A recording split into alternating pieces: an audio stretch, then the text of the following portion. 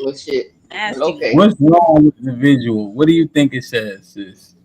He got on a suit. Why? And it says Because he walking away and she uh-huh. crying. Uh-huh. You know, I don't understand that. Because That's not because typical. top tier man she dealing with. That's not typical to deal with a top tier man. That ain't it. What you mean? Not in our community. Excuse you? Not in our community. Our community is not that. What is it, sis? Hold on, let me put this nigga. What is it, sis? Bottom of the barrel. Who? Yeah. Ni- That. Oh, lie. What is it? Yes, sis. What is it? What's the bottom of the barrel? Low income. Niggas sleeping with everybody. Don't want to settle down. Don't want to really grow up. Don't want to uh, take care of the kids like they're supposed to. Priorities messed up. You know, a lot of things And are you about getting cheeks. You know, it's getting cheeks. It's not about falling in love, building forever. It's not that. whose fault is that, sis? Are you The saying that's the man's mid? fault. I am saying that's the man's fault, no doubt. Why? It just is. You all are the leaders. You all give women the relationship, you say, right? So it ain't that.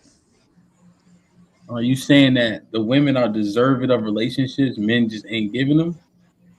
Yes, indeed. There's a lot of women that are deserving of relationships. Mostly are? I what age group? 28 to 40. Yeah, the majority are deserving of relationships, no doubt. You think so? Yeah. How? What make you say that? What makes me say that? Because I don't see what people see. I don't see this. I don't. Well, I do see the Instagram models, right? But that's what they're doing. They're just doing it for that. I see that at times, but the majority of women are at home chilling, either taking care of kids or going to work and going home. That's it. I don't see a bunch of what you guys see. Maybe because I don't go outside, a whole lot. But I think there's a lot of women that don't go outside a whole lot. So you're speaking from what experience exactly? Speaking of my own experience, like we really there's and I work with a lot of women too. So I don't hear them just talking about going to damage men. Um if you like these women don't have open DCF cases, you would know about that too. Like it's not a whole lot going on. So I you think we think be y'all just most of y'all just average trying to make it? that's it. We chill. Go to work, go home, take care of the kid if you got one. So I got some old clips, sis. You Of know this ain't the what? first time they see you, right? What? You know this ain't the first time they see you, right? They be literally asking for you, sis. What clip you trying to play? Oh, pick one. What you trying to play? You What are pick they one. asking for you for, sis? Why? I don't know. Like, okay, yeah, I be talking shit, but I just be talking shit. Nah, see, that's the thing. See, you want to adjust, you want to justify unbecoming behavior. Nah, Oh, unbecoming behavior. Yeah. When you niggas get up here talking greasy, yeah, I can give it back just as well as all these other women. so wait. But you're that. What? How you say it like that is like you won't start no trouble, I don't really start no trouble. huh? I don't really start no trouble. No, you, sis. I'm talking to you about you. I, yeah, me. I don't really start any trouble. This how you really feel? Yeah, that's how I really feel. You dead ass? Can, can you even see me? Yes, we can see. Oh, And that's what I don't like. I see tyranny starting trouble. then she be acting like she don't start no trouble. Dang, that's crazy. Callie being sarcastic in the chat, then she get up here and act like she wasn't starting trouble in the chat. Oh, when I see I Tyranny's see y'all clips, they be not. coming at her. They be See, coming at Tyranny. I Right, see sis. those clips. Exactly. y'all really don't think y'all be starting nothing. No, Tyranny be No. up there telling her story, and then here come the men. They want to try to chop it down, try to make her feel small. But I see she just be telling her story. You agree with that, Tyranny? Absolutely. Make it. Absolutely. What's wrong with your hand? Oh, that. Oh, That's okay. the thing. They told him a grown man, "What you talking about sex for? If you ain't had sex for?" I said, "Good gracious, man." No experience. That was cheeky, right? Yeah, like Yes. on what you know on. That's all. Chicky is not no virgin. Stop playing with me. Man, But Jalen be arguing down Mr. Fantastic. As soon as he raises his voice, I don't want to argue, Mr. Fantastic. You just was arguing with him. mm-mm. Y'all literally be starting trouble, which y'all don't think y'all do, huh? That's crazy. Okay. Okay, You all right. disagree with me? Shows that we do. Okay, all right. But I think Sis's point was not all the time, right? I'm just saying. Right? No, we don't be starting trouble, Tay. Mm-mm. I can't. I don't agree with that because we will test our limits. Yes, we will. But I'm gonna just say me. Let me speak for myself then. Yeah, because I'm innocent. I don't know what you're talking about. Y'all ought to stop. You know this how y'all act in relationships, right? Just gonna leave me out here. It's in a relationship. Ask you a question, sis. What's your least desirable trait? When I'm PMSing, I just, man, I just want to bite somebody's head off. And I don't even know why. It just, that's my least desirable trait. I got to be by myself. And my PMS lasts for about strong week and a half. So I'm hell. I know it. Man, things hurt. Man, I never understand what that feels like. Never. Ever. It's a roller coaster. Real. In a week. Sis, Yes. PMS is 7 days out of the month. Yeah. It's torture. What's 7 times 12? It's torture. What's 7 times 12? Damn. Why would you ask me that right now? Somebody else help her. None. I'm Is it not. None of y'all 72? know. Wait, what is it? Oh my god! I think it's Why you 84. put me out like Y'all that? niggas don't know what 7 times 12 is, bro? It's no, it's not 60. It's 56. Wait, is it? I don't know. Wait, I'm warm. I'm hot. Is it 56? Let me see. No, Tierney said it. It's Wait, 84. 84. Okay. Damn. Damn. Probably gonna clip that. Stupid. Tyranny unsure. No, I was for sure.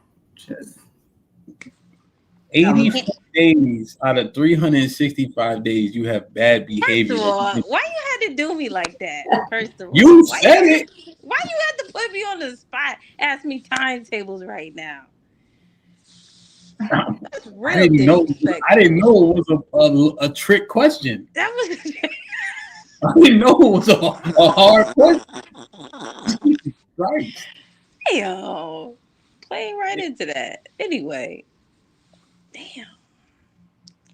So 84 days out of 365, you're an asshole. You said it's 84? Yeah. Yeah. But sis, that's something that you deal with your whole life. That's Yes. to be acceptable. 7 days out of the month, you're an asshole. Yeah. Pretty much. And, Yeah. and you saying niggas should sign up for that. Uh, I'm not saying anything. I'm just here. I'm just. I don't know. They have. Wait, what does that mean? I don't know. There's a few guys that still like me. What are you Yeah. saying? What do you mean? They You still. But 3 months out of the year, you're an asshole. I can't believe the answer was 84. Yes. Yes. But when these relationships end, do you also admit to being the culprit? No, that's not usually why it ends. That's crazy. That's not usually why it ends. How not? It's just not. It's not. Well, that's not an answer. That's like a because. Wait, which one? There's. I dated several guys. So what? Yeah, those relationships. How? Let me ask you a question. How many? Let's say you had 10 relationships. How many were you at fault at? Mm. At fault? Mm. It was Okay, shared. It was a shared experience. It was a shared fault. understood. How many of those were you at fault at? It was shared. I honestly didn't do that much. Sis, I'm you still mad just. at you for that question. It was a math. That's a I first know. grade question. Just the wrong time. Oh my goodness. How many were you at fault at, sis? None. You're an None. asshole for 7 days a month, Mhm. yet you're not at fault for any of these. That's just like I just don't want to be bothered. Like I just don't care. Like I everything feels OCD. Like I feel like I have OCD, and I feel like it's a deep issue with PMS. It's not a surface thing. So you're just more irritable. I'm just more irritable during those during that time, and it's But you real. but you blame men, sis, for the downfall of the relationship. And I said yet, it's three shared. months out of the year, dispersed through 12 months, you have bad behavior. That's supposed to be Not acceptable and sustainable. not bad behavior. You're going through a roller coaster of emotions, and you're trying to, I don't know, deal with what comes along with it. You could be irritable. You could be bloated. You could be. It could produce confusion. It's just a lot. You go through a lot with PMS. All right, sis, let me ask you this question. What's your best trait? What Mm. trait you got make you the most desirable? I want to see if it counterbalances or offsets the 10 days of hell the nigga got to go through every month. Why did I go first? Oh my gosh. Oh, I am. First of all, I'm really loyal. Okay. Um, very responsible, reliable, dependable. Okay, that's me. All right. Um, I can cook really good. You know, take care of my son. You know, I got good traits. Take care of what? My kid really, really well. You know, Okay. he's smart. He's handsome, well groomed. You know, Okay. he's on an honor roll. Thank you. Stuff So like that. put Mm-hmm. a one in the chat. If 7 days of PMS, which consists of her wanting to crack somebody's head open and not be bothered, is that counterbalanced by dependable, being able to cook and loyal? Is that a good give and take? You might be right, sis.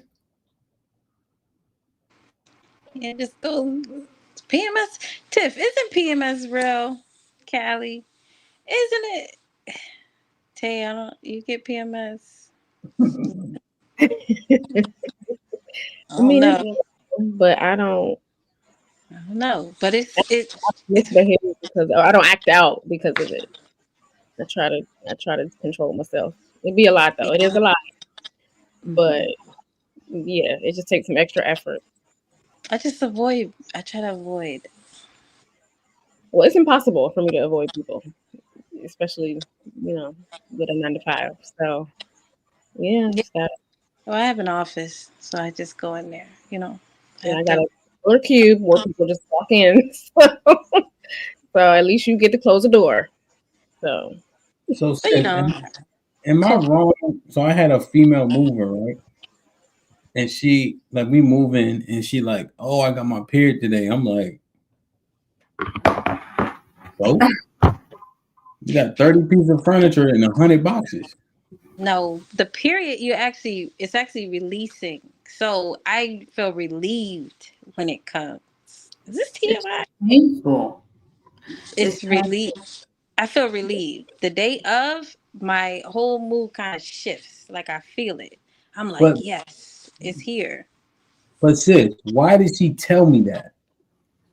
She might have been having cramps. She might have been uncomfortable. Some people are heavy. So she might been experiencing cramps and stuff like that. Maybe. Was she expecting me to be like, oh, go sit down or something like that? No, I don't know why she told you that on the job. I mean, you normally with that you just take the medicine, take Tylenol or something. Keep it pushing. You know. Well, what I see, and this may be a heavy allegation, is you saying this is a reason to excuse bad behavior. She wanted to use it as an excuse not to work. It's almost like it's weaponized. It's not bad behavior when it's hormonal and it's an imbalance. So you cope. You cope. You cope with what? You cope. So take some Midol. You might try. Uh, you know, take a walk, get some fresh air, hide in your office. You just try to cope. Cope with the mood swings. It's real. Wait, now. How? But yeah, but y'all subject us to the behavior. I don't. I told you I will go somewhere and just be by myself. I had to learn that in the relationship too. I know when it's coming, so I gotta be proactive. I learned to So avoid. let me solve it up. All right, so let me do this, man.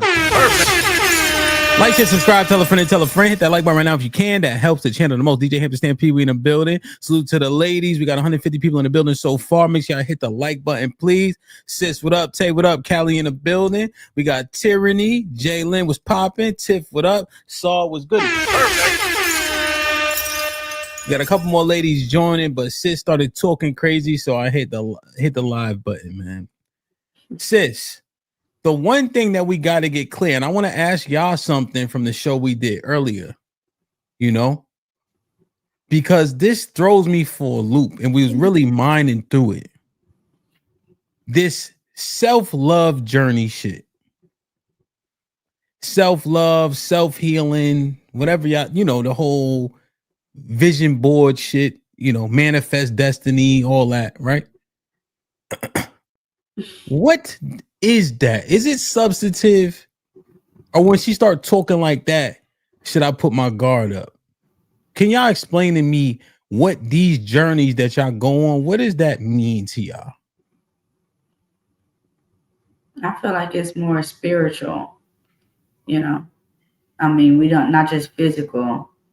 It's more than just men that women should focus on, you know. And we were created more than just to be to help the help me. We're daughters of Zion, so we have a higher calling too. And women be tapping into that because there is a different calling for women than there is for men.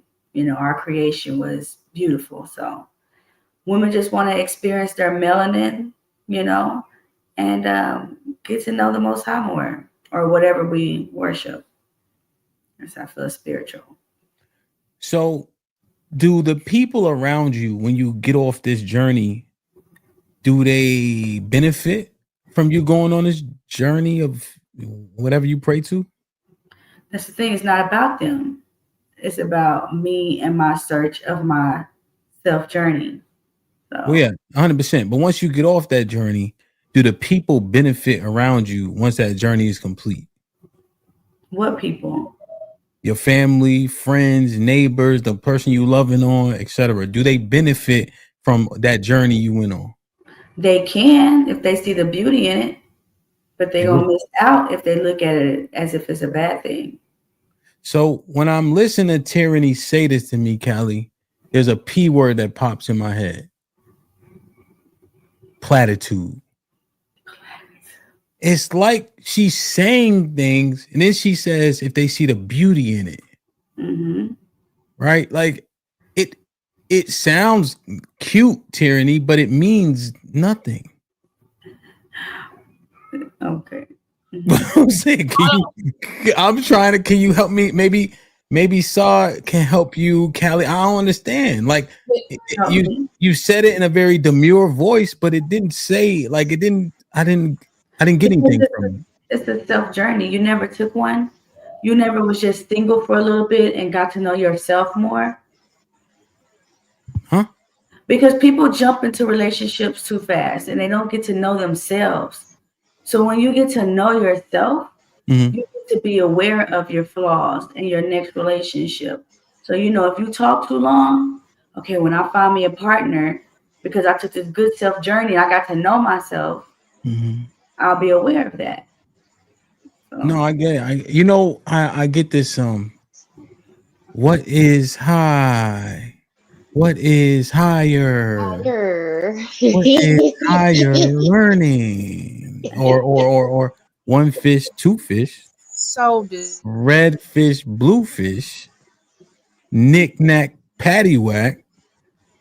No, Tenny, you my man, so I'm just making sure we on the same page. You see what I mean? no, but I mean, okay, I Okay. understand. Maybe they can help me understand because you know what I mean. Those are my favorite movies, so you definitely tapped in with me. Feel me?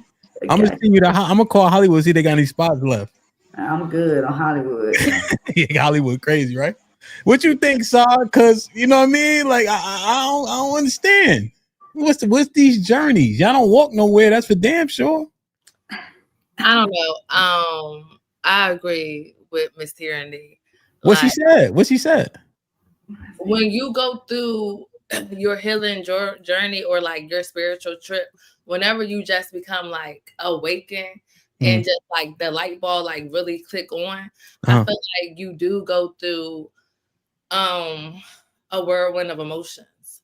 So it's not always like this, oh, I'm out with my girls, I'm living my best life. Like that shit do get dark. And I feel like when you do come out of it, yeah, the people around you definitely benefit because you're a better person. It What may is not 100%, but shit. what is the but what is the journey? Like we trying to take this walk with y'all because you understood what Tyranny said. I thought she was rehearsing. So tell me what we The journey look different. The journey look different from anybody. See, here it go. And so, sis, this is what I always hear in Cali. I'm sorry. Go ahead. You got it. I was about to say, like, the journey looks different for each individual. It just really depends on like what you went through. Like, so for me, I understood where a lot of my childhood traumas came from. So like once I wanted to put in the work or like the light bulb like clicked in, it was like, okay, I have to dig deeper and really wonder and figure out like, why do I act these ways? Why do I feel these emotions? And once I was like more self-aware and was able to articulate what was going on, it's like, okay, I was able to show up better for people around me. I was able to show up for myself. Like, so I don't know. It looks different for everybody. What did you do on the journey? Help us understand what y'all do when this is happening. What did I get? Whatever. For one, I wasn't dating. That's for sure. I didn't have time. And for two, I was in a place of solitude. Like I was in California. I didn't know anybody. It was just me and my kids. So all I had was God. All I had was going to church. All I had was God and myself. And that's all I needed. So yeah, it's like you still like even now I'm not gonna say I'm healed because I still have work to do, like a lot of work. And when motherfuckers trigger me, I realize I really got some work to do. So it's just like it's the everyday process. I feel like. Okay, so you out dating now. So you got to a point to where you were good enough to date finally. Who approved? Who stamped that for you? So no, I don't even like I wouldn't say like I'm out dating, but like I'm socializing. I'm still young. But What you mean? no, I still feel like I still have work to do. So I'm not 100% like I need a man. Like I need a man, but like I don't need one right now because I still got some shit to figure out. I don't know who approves it. I guess you just get to a place where I don't know. That's what I'm saying. Like what? Like who's making this decision? Like, okay, I'm ready now. It's just you. Yeah, and if you got a therapist, Okay, so it's just you. Would you say? God, like yeah, like I feel like it's certain situations and people, and God brings certain people in your life where it's like, okay, I'm not attracting these same people anymore, so maybe I am getting on like the path He want me to be, you know. Okay. And like I said, I could run into people who trigger me, and I'd be like, oh. You thought you still have to improve. You still need to work on these. So it's like, I feel like, I don't know him. Like what? Well, that's that exactly. Exactly. That's why the P word pops into my head. It's platitudes, and then when we ask to qualify it, it's damn near impossible. So you said like you kind of went to church, but then you kind of didn't go to church. Then you kind of had a therapist. I kind of didn't go to church. I said I was going to church. I said all I had was me, my kids, and God. I thought you just went to a crab. Okay, so No. So I just okay. So you sorry. All right, break it down for me. I make sure I didn't miss anything. You was doing what now during this journey? Just so I'm clear. I was in a place of solitude So you where was I chilling. was. Excuse me. You was chilling. Yeah, I was chilling by myself. I was chilling with God. I was chilling more with my children. I was talking to a therapist, understanding my triggers, understanding how some of my childhood experiences caused me to act out in ways that just wasn't cool. So it's like, I don't know. I had to break that shit down. Okay, why you? So you figured it out? Why you doing all that neck shit with me? It's me. You know I'm a little animated. Don't do that. No, I'm just saying you slapping your thigh and all that. You got your neck going all crazy. Like it's me. You know what I'm saying? I'm just, like I'm a little. Was this journey to the corner store? Like how far did you? Because I mean, my computer was breaking up. You said what? it wasn't breaking up. If you're talking to me like that, I know you be giving these niggas the blues out here. I actually don't. I'm just sweetest. Hold on. Your man's trying to unmute. What, sis? It's usually when you get that nigga up out your system, you feel peace. That's probably AKA solitude. And you know what breaks it? Even a nigga for me. Like it really was. I'm saying usually. I say usually. So I thought we were talking about just relationships. So usually for women getting out of a relationship, usually when he's out of your system, and you're able to move on to the next. You know, it's that'll break this journey. You know, just the next guy that you actually like back. You know, you'll start dating again, and then that journey goes out the window. So is that the truth? Do these journeys only happen after relationship? Is a relationship? Who is that? Hold on. Is that the catalyst of these journeys? Like you coming out of a relationship or thinking about going into a relationship and then you start processing?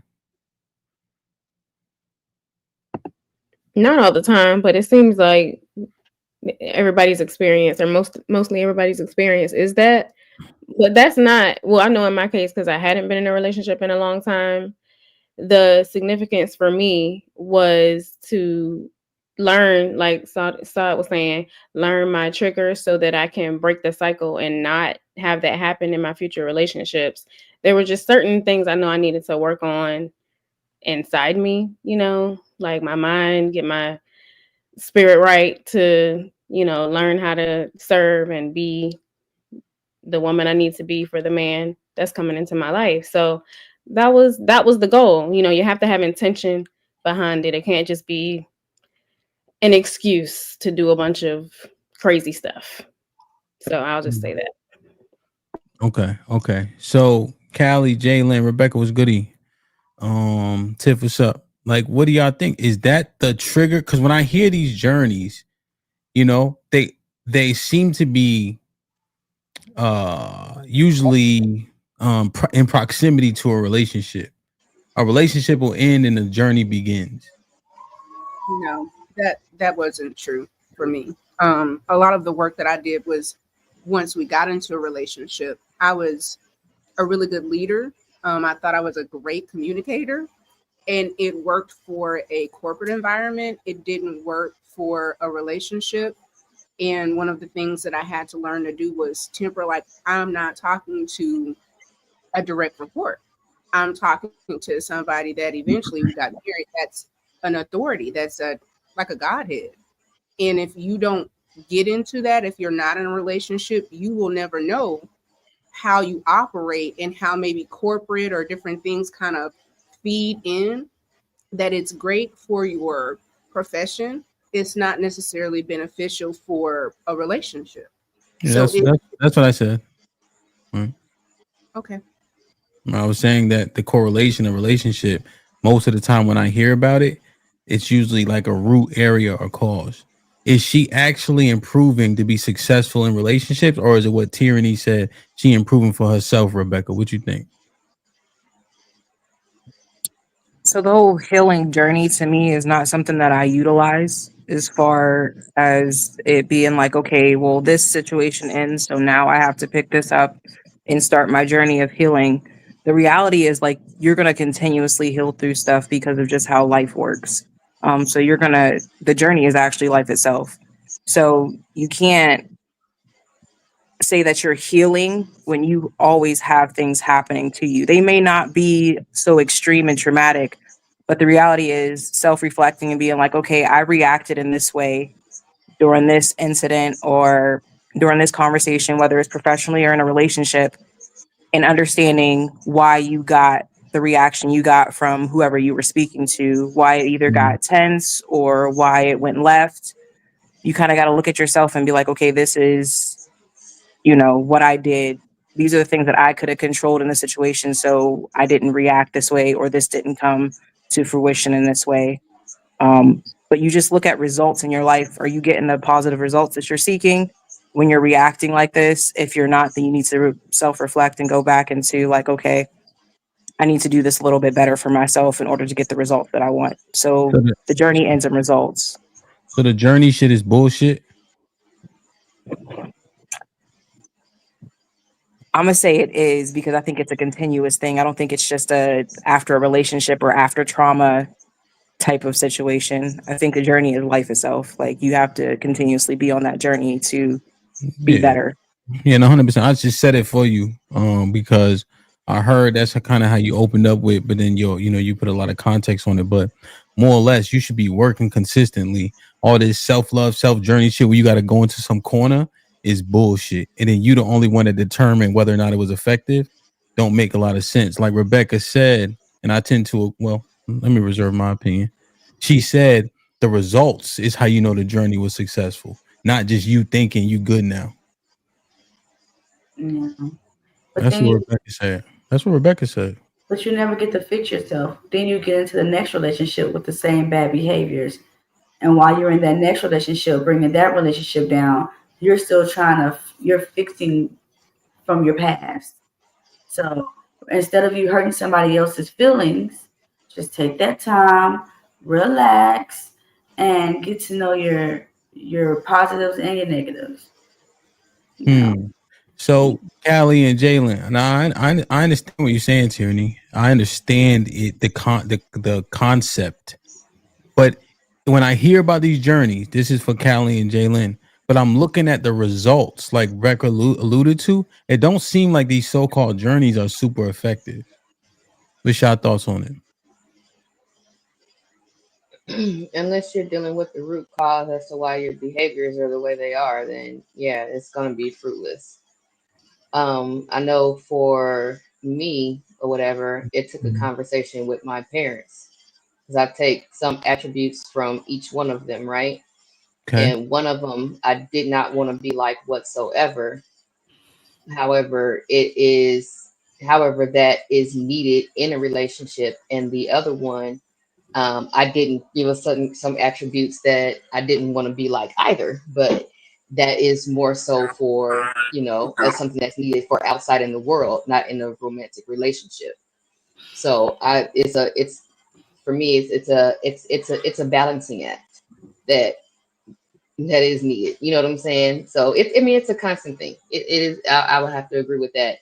It's definitely constant. Like you were saying, I think on like another show or something like that, you were saying you never actually get rid of the behavior. You more so learn to control it. I think that was the word that you used. So I know for me, it's more so along those lines. Okay. So I know, you back in, if it starts getting like, if the conversation gets like kind of heated or whatever, and I feel like I'm being berated and, tones are elevated and stuff like that, then that takes me back to when I was a kid and I didn't like that. So I'm either going to cry like a kid or I'm going to swing, not physically, but like, verbally, because quote unquote, I'm grown now. I don't have to sit here and take that shit. You know what I'm saying? Yeah. So So you know the yeah. root. So you know the root, and you know why you may. I'll use a strong word like lash out. So hey, that's a part of you. I need to be cognizant because I could get there. Yeah. You're not a nigga on no if that's my past, I don't live there anymore bullshit, right? No. No, it's definitely there because the last time that happened, I was just sitting there and I was like, okay. I'm not talking about like on no panel shit or no discourse shit. I'm talking about like in real life. I was like, okay. Yeah. And all the while, I was boiling. Oh, I was 38 hot. And I was like, okay. Now I wonder about the consistency of it, right, Callie? So like let's say like me and you going back and forth, right? You still don't go off on me. Like even there's times I think you might want to, but you don't. Is it case to case, person to person? Yes, I have to actually give a fuck. Okay. Jalen, what say you about the self-love, self-journey, self-healing, charcuterie board shit that y'all be doing? Can you hear me? Yeah. Wait, what? I don't know the shit they put cheese and shit on. Vision board, a charcuterie board, whatever saying whatever. What you think, Jalen? I don't. Anyone that says like you can be fully healed from something, I don't believe in that. I think healing is a lifelong process. Anybody who's been an addict, eating disorders, mental, whatever the fuck, you know that you're never fully healed. You just learn your triggers. You learn how to navigate your triggers. You learn how to be a better person to other people, and hold yourself accountable. Any type of kind of like relapse or anything like that, that's kind of like you don't blame outside sources for those things. You take accountability first, and then you go through the steps to kind of get back on track. So it's a lifelong thing. I don't believe in being fully healed from anything. So yeah, 100%. Now, why is it that every time we hear about relationships, y'all generally be pointing the finger? but y'all so woke when it come to these Ouija boards and shit that y'all do and all this. You know what I mean? Like, why y'all always pointing the finger? Why is accountability seem to be a 4-letter word when we talking about self-love and self-healing journey so much? Why can't you point out external triggers? Why can't? What if the man did do something? What if? That's what I'm saying. What Apparently, if? we got 2 Jalen's. Go ahead, sis. Oh, you're still talking to Jalen. I That was a mean, long she's time. not. If you ask what happened in the relationship, most people will say what the other person did first. That's just No, y'all say. I'm asking why y'all say that. Is what I'm asking. I mean, what sis said is right though. But What's this say? I would stop listening. I'll let her repeat herself. What'd you But say? Sis? You probably forgot. What'd you yeah. say, sis? All I said was, what if there are external triggers? There's nothing wrong with pointing that out. Okay. What And can you more likely control, sis? Internal triggers or external triggers? yes, self. But So why don't y'all start with self? Is my question. start with self. It's new concept, huh?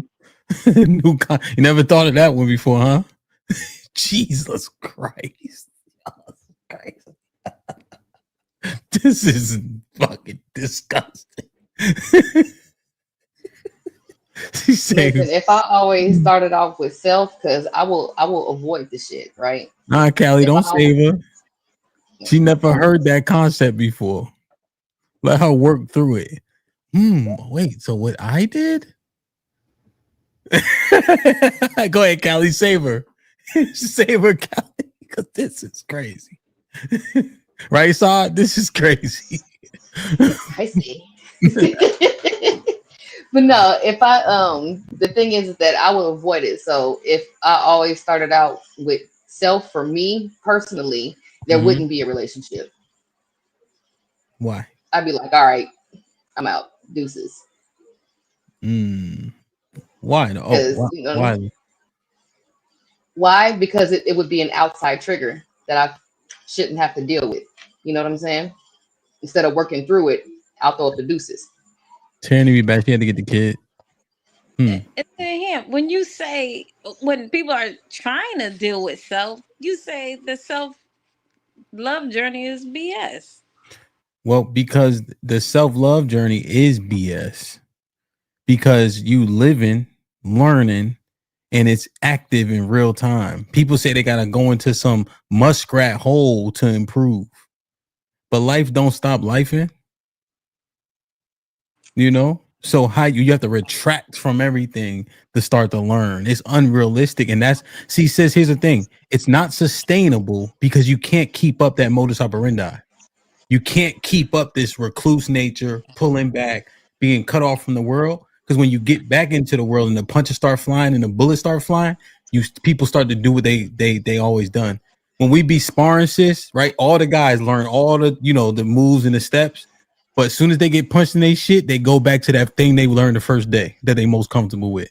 And that's what we see because our relationships ain't being helped by all these journeys that y'all keep going on. Because I think people revert back to what they did because now they start living life again. But it I sounds agree. like the conversation is that you go into a hole or you go into a corner and do something when that's not the truth. The truth is it is a continuous thing. I'm not saying that it's something that stops. I just know that there are particular things you do seek help for, and that requires a space in your life. But there is constant evolution. So I agree with that premise. I'm not arguing against that or disagreeing with that. I still think it's important for you to be able to pour from a full cup. So that can be one and the same. Meaning I can't show up for the people in my life and be a better person for and to them if I don't find out how to properly respond instead of reacting to those triggers that I'm gonna inevitably have. Yeah. No. Yeah. We know you smart, Tay. So here's Hey, the thing. even Y'all, sound like the yo, self-love thing and the healing journey thing are like two separate things. they the I mean, same. They that's the just same, how. Callie. Yo, this is what it I is, don't think Callie. so. You You're know, to a point. if you got a bad attitude, what foxhole do you got to crawl into to fix that? Well, we're not talking about that because that's just people trying to find excuses for their behavior. Well, but that's the thing, though, right? Go ahead, son. No, I'm sorry. No, go ahead. Oh no, Go I ahead. was about to say, but like, who said the journey came with like complete solitude? That's how it be sounding. They say abstain from this, abstain from meat, and that pun intended. Well, I mean, you did actually use that word though, so you did say solitude, but I don't think That's what I had to do. But I'm like, y'all know, No. y'all trying to say the majority and the minority. Like, I don't feel like the majority of people are saying you have to be in the right, complete. because that's impossible. Like you have to work, you have to make money, you have to earn your living. Like that's Right. impossible to do that. But what I'm saying is there is if there's a special need, then you need to meet that need before getting involved with someone or trying to raise a family. Like No. I think that's very important. That's Like, my but Sai says she hung out with the kids more. Nobody want to hang out with kids. well, that's her experience. Like, come on. I'm just saying, my situation, because I was out there by myself, it just was like I was in solitude. So it was like, yeah, I'm by myself. So I feel like I had to be. I don't know. I just felt like I would say like that. Next. Go ahead, sis. What do you want to see? Like, so if somebody is actively healing, actively living in the world, not recluse, not in seclusion, not avoiding people, but living, like you say, and healing at the same time, then you should expect to see some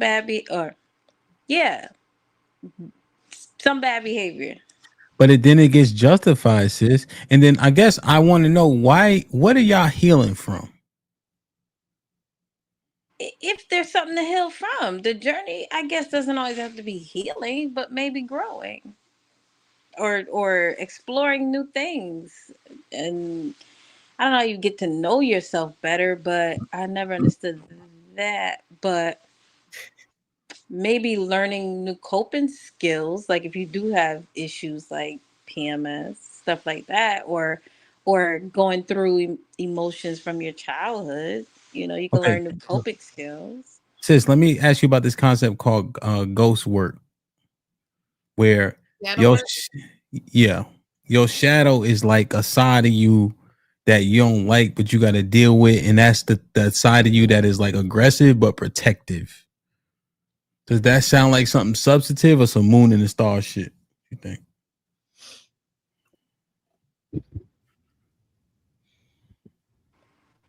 I don't know. We deal with a lot of triggers and coping skills because you hit the nail on the head earlier. You said a lot of people just don't change. It's more of how you respond, and like Tay said, how you either respond or react to something kind of change that maybe. But as a person, you're born that person, So and then you So, may have life events that change, your. Go ahead. no, I'm just thinking. What's up, Lex? For people to be going on these journeys and so woke, right? But then the disposition for black women is seen, or the sentiment is that it's usually a negative disposition, right? And I'm thinking that if I'm on a love healing self journey, that would be one of the first things that would get corrected. Because I understand stereotypes can be in hyperbole, but it's been seen so much that it's like, damn, this is the assumption about women that look like y'all. And let me play you this clip, because this was a recommendation from a black father to his son. Like, if you want to get the things you want, don't do this. Like, share, subscribe, tell a friend to tell a friend. Hit that like button right now if you can. That helps the channel the most. CJ was popping. Salute for the renewal. Big Bad Bull in the building. What up, buzzing, bird, flip a dozen. Uh-huh. Holla at your boy, you thought your cousin was. What up, buzzing, bird, flip a dozen. Uh-huh.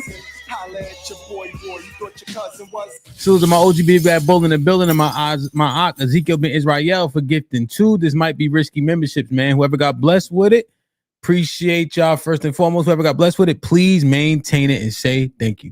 Zeke with the $5 says, Cali, get your sisters and stop this madness. Curtis with the $5 says, sis need a Midol patch like a smoker if she PMS for almost 2 weeks. 2 weeks. Harrison with the $5 says, salute. What's up? What's good, my G? Hakeem in the building. Perfect. With the 20 ball said, Hamp, I'll give you this 20 as a bribe to make sure you don't let. Why he always on your head, Tiff? Huh? Salute to Hakeem for the first 20 ball of the day.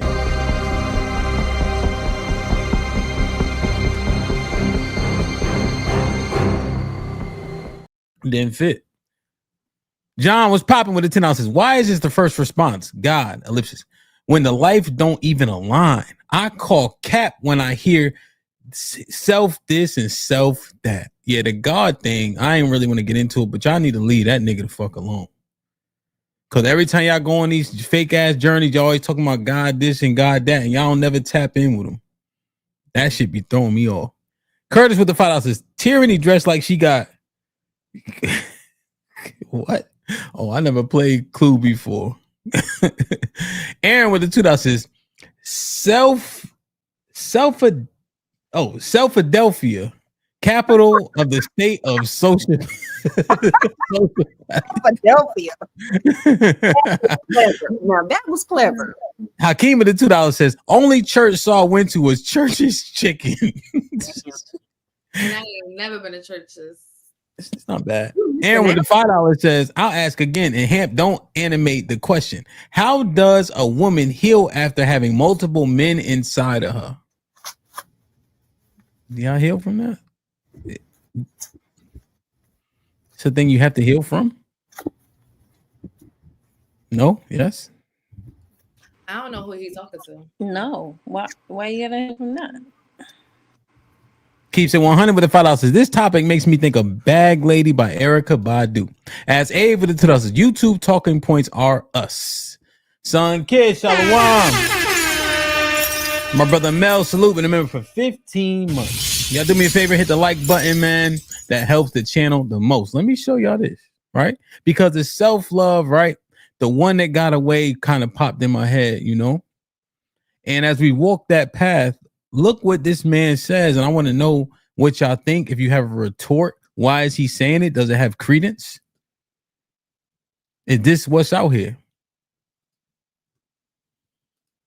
Right. So, but we're not counting that in the destroying or taking lives portion. So I don't want to count them, you know, sitting around or anything else that's saving a life, right? Lifeguards save lives, right? Fight question. Because y'all don't like being married. But to Rebecca's question. So Rebecca, she asked the question. She said, Beans, why did you tell your son not to date a black woman? Because y'all don't like being married. My son he like his dad. He's an emotional kid. He lived with his heart on his sleeve. He was, you know, that once me and his mom separated, you know, that separating thing can really affect kids, and they yearn for that male-female connection in their life. If they can't see it from their parents, then they want it from themselves. And he wanted it in a bad way. Them first couple of girlfriends, they lasted the entirety of his high school years, the 2 girlfriends, just to show you what kind of boy he was. He wasn't running around in the streets trying to chase girls. He wanted his woman.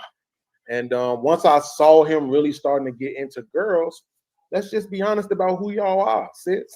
Like, I love y'all. I just did 5 songs praising women, saluting women, loving women, and all of that. But I'm not gonna lie about who y'all are. I'm not gonna pretend about what y'all can be. And my son was a nerd. He don't care about no Jordans. He don't care about no Gucci. He don't care about none of that. He had his cross training shoes on, his little jogging pants with his high water socks, and he's sitting on 2K with his homies, and a couple of his homies was girls. And then his girlfriend be on the FaceTime, his homeboys be in the headset, and that was his life. He wasn't trying to be out in the streets and be nobody's stud. And unfortunately, come on, sis, you know what it is with y'all. We like after all these years, essentially 5-6 years of all these podcasts. At this point, we can literally say hundreds of thousands of men have come out and gave the same story about what we've dealt with dealing with our sisters. And all y'all do is gaslight us, tell us we gay, tell us we broke, and everything else except for addressing y'all behavior. So I just told him, hey, I know you want love. I know you want a woman, wife, kids, and all of that. You're not going to get it with nobody who look like us. You might want to get you a first generation Hispanic woman. And that's what he did. His first 2 girlfriends, one was mixed, and the first one was mixed. Her mama was white, daddy was black. And then the second girl was first generation Hispanic. Her daddy didn't even speak English. Now he in Georgia. And I'm scared because he down there with all them highs. The one that got away, man. This is what he say. What y'all think about what he said? It's a broadcast. I don't think he was wrong in just how we present as Black women as a whole. And I know a lot of people are going to disagree with me, but the reality is we see it a lot more often than we don't, as far as Black women, you know, not accepting, if we're talking about Black women, not accepting a certain type of guy, like you said, a nerd. And I know, Hamp, you had the panel when you asked us, do we prefer nerds or, you know, thug adjacent or lame adjacent? So that kind of proved that point. So I can't be upset at what he said. I was just wondering why he said it. I agree with Rebecca as far as and first, I'm sorry. Howdy, y'all. With the fact that it's just the narrative that's been put out there, and being that we don't want to be submissive, we don't want to be married, we don't want a certain type of man, all the et ceteras. And unfortunately, it has bled onto all of us to where everybody, it doesn't even matter. Like if you're the softest girl, and all of that has just got on all of us, that whole picture. And then when we try to even be like, oh, nah, that's not me, or we're considered mammies, or we're pandering, or you might get taken advantage of to where you may have to insert what may be considered masculinity because somebody's trying to walk all over you or use you. So, I mean, you just got to pick your battles at the end of the day. It's sad that he said that to his son, because I would like to think, I think his wife was Black, was she not? The one that he had the kids with? Yeah. I would like to think that he's going to be naturally attracted to the woman that he saw every day. And so to be like, nah, don't date him, it's like, what? But that's just my thoughts. So you're saying that you acknowledge the behavior. Do you think he was wrong for saying that to Baby Boy? No, not that I think he was wrong, because his feelings and his experiences are valid to why he said that. But I just think it was messed up. It's just like, damn. Like, but Messed it up is. how, though? Well, I think it's messed up that the experiences that he went through, or things that he may have seen, led him to that conclusion to say, don't date him. Instead of being like, hey, have some discernment, here's some things to look for, or, you know, it was just don't date him. So Yeah, well, I think his son, if you want marriage, if you want a steady relationship, you need to go outside your race to get it. That's what he told him. yeah, I understand. But So when you say, I guess I'm just trying to understand. When you say it's fucked up, what do you mean by that? well, I said it's messed up, but Messed I up. I think it's messed up. That, like I said, that whatever experiences that he's had and whatever he's going through had put the effect on him to where he had to tell his son exactly that. Not, hey, choose better, and regardless of the race, it was don't date black women. Oh, That's what. are you hitting them with the who hurt you in a nice way? No, because I totally understand. That's why I wanted to say I didn't want to put personally, and why I said I just think that it's messed up that all the stuff he's been through and things that he may have seen led him to that. I don't want to. Not we ain't doing that. And plus, I've been through a lot as well in my life, and I've seen things, but I ain't never been like, oh, don't do that. Like, nah. Ninjas get on my nerves, but I love y'all. For sure. Okay, I will walk it down some more, but I want to get a couple of the opinions in, because I'm trying to really understand what it is you mean, because you're being kind of diplomatic. I'm saying feel. Anybody else? Yeah, being smart enough to know that's stupid to say, but I think that YouTube has got to a lot of guys' heads in this space to where they just say what the majority would like to hear. Um, I'm not even sure if his son is all black, because I know his preference is Puerto Rican women, which he has said on more than one occasion. So to introduce or push that on your son is lame as hell. No, And the mom is black. oh, that one's black. Okay, because I know he said okay. Yeah, I don't know why he would do that. That sounds crazy.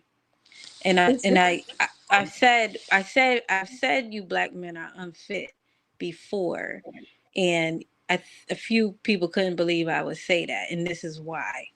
You are trying to weed out your own race. I don't get it. It's sad. It's terrible. It's weak as hell, you know.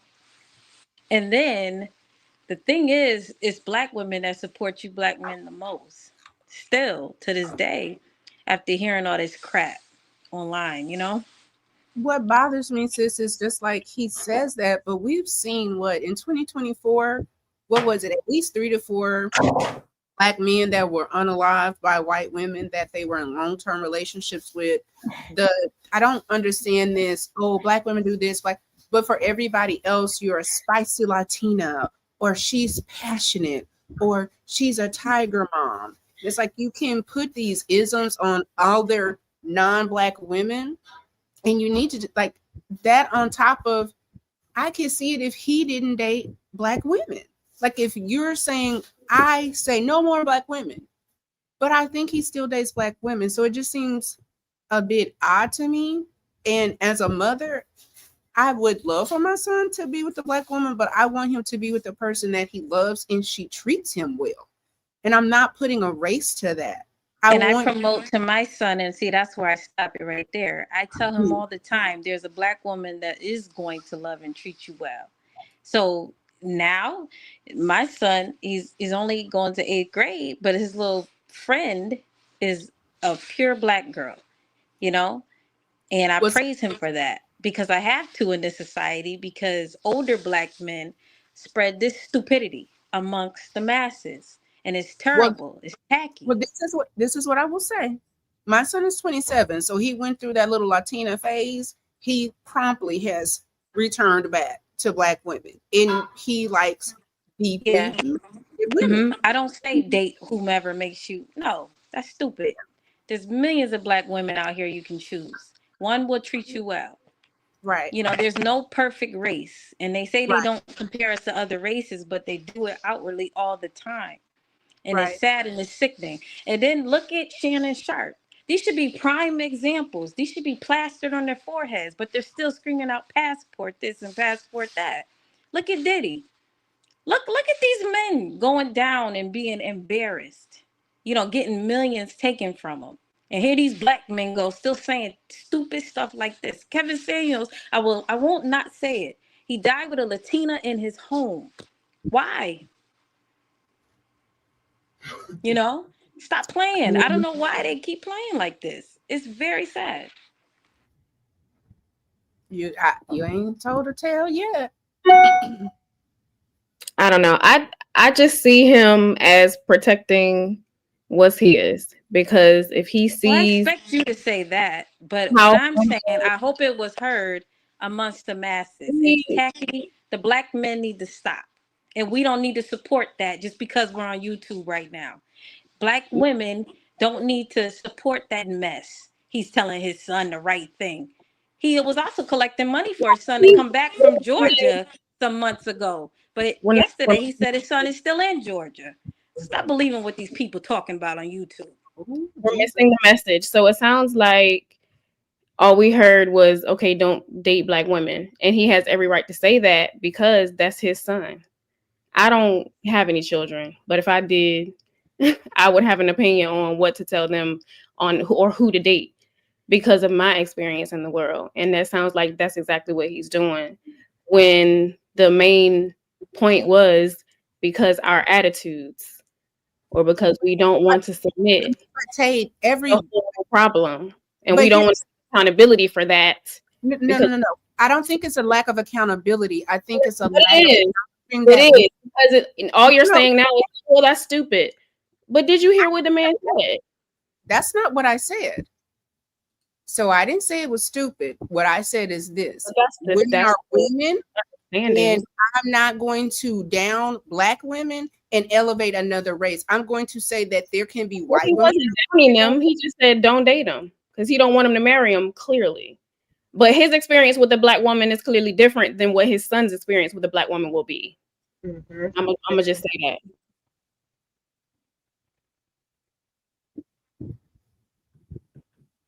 That's her feelings, Tiff. That's how she feels. I didn't say anything, Alexis. No, it's facts. It don't have anything to do with how I feel. Because I mean, it's sad to hear. As a black woman, that's sad to hear. That's how I feel. But the fact of the matter is, that man has every right to protect his family. No, it's disrespectful. It's disrespectful to the black women who do behave. It's disrespectful to the black race of women who still support him, who was jamming to his music. When he sent it to him and was playing it, we were supporting him in the chat. Ready to buy the record because it sounds good. But now it's a dub. You know why? Because behind the scenes, they don't give a fuck about us. Sis, So the context of what he was saying, of why, was important, and that was why I asked the question. It wasn't like, oh yeah, black women in whole. It was like because of these certain behaviors and what his son wanted. That was why. And even in his son's own experience, as he said, didn't reflect what the black woman that he was dating wanted. So that's all I'm listening to is the context. Yeah, it hurts as a black woman to hear, like, that hurt is real. But it's like, dang, well, what he's saying as far as the context is what mattered the most of why he said it. And that's what I see. And I'm like, I get it. He's protecting his son because of what his son wants. And clearly in his son's own experience, didn't receive those things from black women. That's not what he said. That's not what he said. Did he try? Go ahead, sir. Like, that's definitely not what he said. I think, again, when we push our agendas on our children, it is absolutely a setup for him to say, he was like, oh, well, he's nerdy and he's this and he's that. There are plenty of black girls that are anime. There are plenty of black women that are nerdy. There are plenty. Like, I don't like when we try to wrap us up and try to say every black woman has an attitude. That is not a true statement. He needs to probably get out and see and visit and inquire and get around some different people because things can be different. And my thing is this. It is a problem when you are saying culturally there's no black woman that's worthy of marriage because she's going to be loud or boisterous, or she's not going to be able to be compromising. I don't think that's a true statement. I definitely know there's way too many people that are happily married to Black women. And to me, the part for me where I find it hypocritical is don't give your son that advice and you're still dating Black women. Because those of us that have children understand that kids do not what you say, they do what they see you doing. So you can advise him, but until the minute you start dating only non-Black women, what you're doing is you're putting a worm in his brain. I don't have to agree with it. That's like, nah, that's dumb. Yeah, but he's smart though. He's smart. He's a nerd. He'll probably get to a point to where he'll figure it out on his own, what's what and what's not. It may take him a minute, but he'll figure it out. And at the end of the day, whatever experiences that Beans had is what he had. But at the same time, it says something to the women. If we're up here saying that we don't like that, then what are we doing to present in a way to where when I say, oh, I don't like that because we all not like that, what are we doing to show that? In this moment, what are any of us like? Because the point that he was making, Sis and Tiff just put it out there to where why he's like, don't date him. So No, listen. You can say what you want, but here's the one thing: it's okay to have. It's okay to express yourself, and it's okay to have passion behind it. You can call it what it is, and then you can also make it seem like this is what he's talking about. This is not what he's talking about. Beans understands content and information that's shared. He this ain't what he's talking about. So for you to say that was weird. But at the end of the day, he was dead wrong for saying what he said. And until we say it out loud, these Black men are gonna keep it. I mean, everybody needs to be on the same page.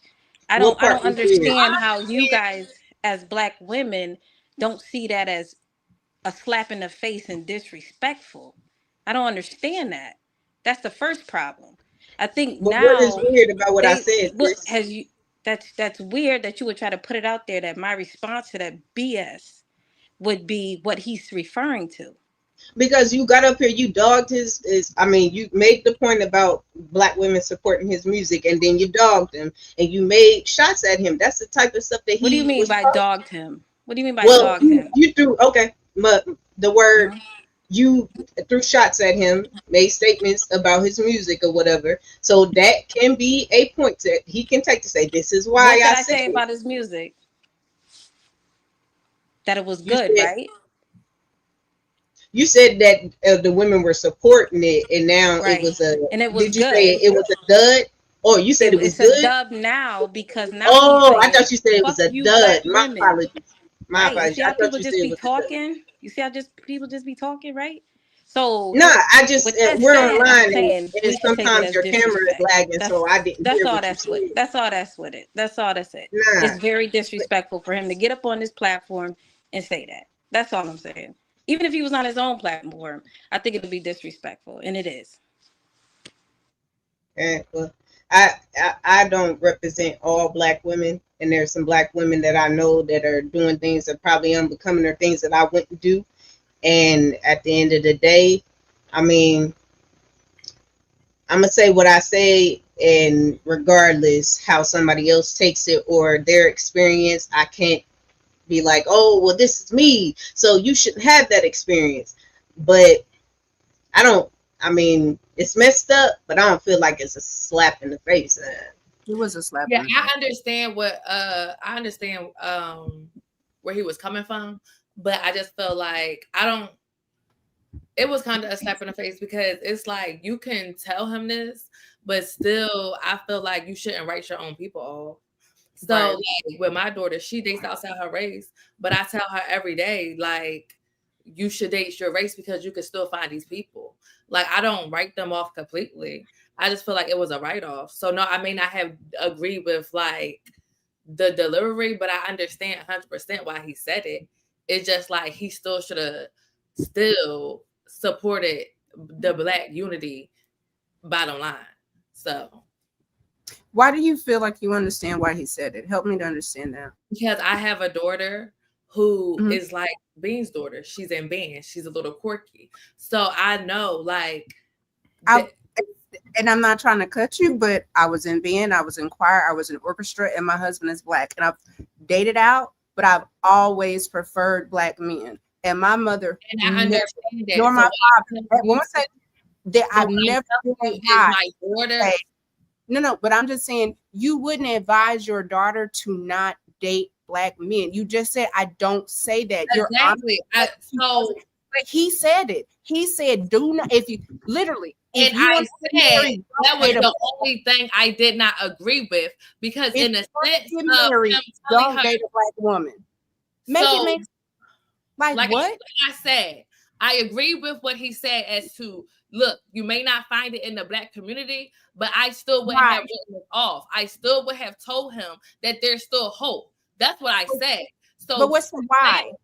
But I'm asking you, Todd, like, what's the why would he not find it? Why? Because it may not, everything ain't for everybody, so he may not find it. But at the end of the day, why does that matter? That don't matter. I said I agree. He wrote us off. He should have still said you could still find us. He should have still gave him fucking shit to help him find it. Like, help him find it in the Black community. I never said that. Like, what? No, I'm just asking, because what you're saying, I get it. That's not what he said. And I think what Sis is saying is absolutely impactful, because you are in a very Black space where Black women come, and we were big up in the music. Everybody enjoyed it. And then for you to flip around and say that your son could never find love in a Black woman if he wants to have marriage, but we talk about as a community, we need to have more marriages. It's hypocritical, and it's downright nasty. It's diabolical. It's diabolical BS. And it's not helpful. Well, I would like to say that I can understand something, but me understanding it doesn't mean that it's right or doesn't mean that it's wrong. For instance, if a man murdered the person that did something to his wife, we can understand that. Like, oh, we can understand that, right? But does it make it right? No, it doesn't make it right in the eyes of the courts. They're not going to be like, oh, well, it's okay. We can understand that logic. Like, yes, what he said may not have been right, or may not have made some people feel good, because there's some people that feel right about what he said, and just like there's some people that don't like what he said. But we can understand it, but understanding it doesn't mean that she's dumb or that she's doing, she says it. So I kicked the person off the stream one time, Alexis, because they were doing that thing, right? Like, we're asking about the conversation, So we say we have understanding about what he said. What do you think about what he said? How do you feel about what he said? What is your response to what he said? Are you saying that is okay? That recommendation makes sense based on Black women's behavior? Because the title of the show is the one that got away. Behavior is uberly important. So has his point of why he said, because what he said specifically was about wives specifically, right? Now, and because like Sis said, he is a smart, right? He processes information, he understands the statistics and etc. So he not just talking. So when he says wives specifically, I guarantee he has something there to back up why he used wives specifically. Okay, so what that would say is the conduct, the wants of Black women don't align with marriage. Okay, so now what's your understanding now based on that, Alexis? That as far as Black women not aligning or wanting marriage, I don't agree with that. Okay. I don't. And my apologies. Like, I just, the fact that it was like, oh, well, why? And saying that we understand it. It was like, we understand it. It's simple as that. It was understood why he made that comment. But I don't agree with that we're not looking for marriage. I think maybe some priorities may be messed up, or not messed up, rearranged now with Black women because of what is obtainable to them, or what they think is attainable, or what we think is attainable. So, but I think women want to get married. Black women specifically want to get married. Okay, but you disqualify your statements by putting maybe in front of the. It weakens what you're saying. I know, maybe Like it's well, you're saying, well, maybe because of this. What are the things that would make him say that and think that and give that recommendation to his son? What are the things? Or how can you prove otherwise and retort what he said if you disagree? I just disagree on the fact that the black women that I know, a lot of them are married, and the ones that I knew before they got married, they did want to get married. They did some things that like focus on a career, and then they still eventually got married. But that's why I don't agree with it, because of the women that I've seen and been around. When they said they wanted to get married, they got married. Black women specifically. What is it? I'm gonna ask the question again and then we're gonna circle back because I think I understand that a nominal, not a nominal number of us, right? But a minority of us are married. Right. So we're trying to understand, but I just want to be clear, right? Like you didn't retort him. You just said the people I know are married.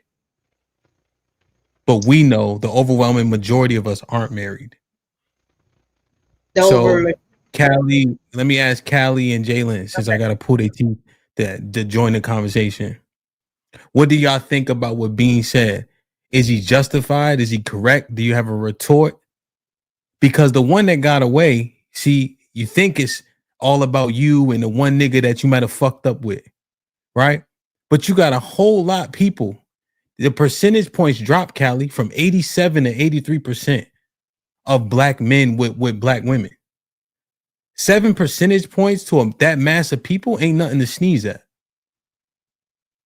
The passport shit, right? It was taboo. From what I gathered, even when I had all the, I don't know if you remember, Callie, I had all the passport bros on the panel. You remember I had like 6 or 7 of them on the panel. And they was kind of just talking and we just kind of talking about it. You know, I was up there kind of dolo. So I kind of had to retort or push back. You know, they start talking about Nigeria and shit like that, right? So I started talking about northern Nigeria, how the girls are young when they get married, but that's the Muslim part, you know? But I was kind of being strategic. I had to give some pushback, you know? But it's not taboo anymore. They keep the undesirable thing, even though OK Cupid was slightly debunked, it seems to still be consistent. It still sounds like they put in Asian men and black women still at the bottom aside from OK Cupid. And then the propaganda is loud as fuck about the conduct being unbecoming. But if it's louder than the truth, is it propaganda anymore? Or is that what people really believe? So what is the pushback? Because the one that got away is really real. And it's more than just, you know, a relationship that might have failed for you. Not you, but you know what I'm saying? Like you anecdotally speaking. But the conduct seems to be the overarching reason why these things are happening. The alleged conduct. Go ahead. Definitely the loudest, squeakiest of wheels gets the attention, right? I think at this point it's like a runaway concept. So the more that we keep saying that black women are terrible, and they describe these terrible behaviors, and then you ask them, well, have you, like, you know, but the whole thing about frowning when I come into the store type stuff or whatever. And then you ask them, has that ever happened to you? And it's like, no. Oh, well, you know what I'm saying? It's like, it's starting to, it propagates itself. And I definitely, I would never tell my sons anything like that. I would never further that behavior because they see something different themselves. You know what I'm saying? They're not seeing the same shit that's talked about on the internet or whatever. So why would I would never go ahead and push that on to him. push some shit onto them that he's not seeing. Now, as far as like the I guess the demeanor or whatever of his son, the reason why he's not finding success or anything like that with black women, I would have a different recommendation. You know, go down in I guess in looks or whatever is the thing. Go down in looks for for more cooperation type deal. I would ask him, you know, where are you looking? Where's the pool? I would have different suggestions other than to throw the whole race of women over your shoulder and, you know, go up and go outside your race type deal. I will say that there is merit. There is some merit to the stereotype, but for the stereotype to be that prominent where the percentage points would jump that much, I don't think it's justified.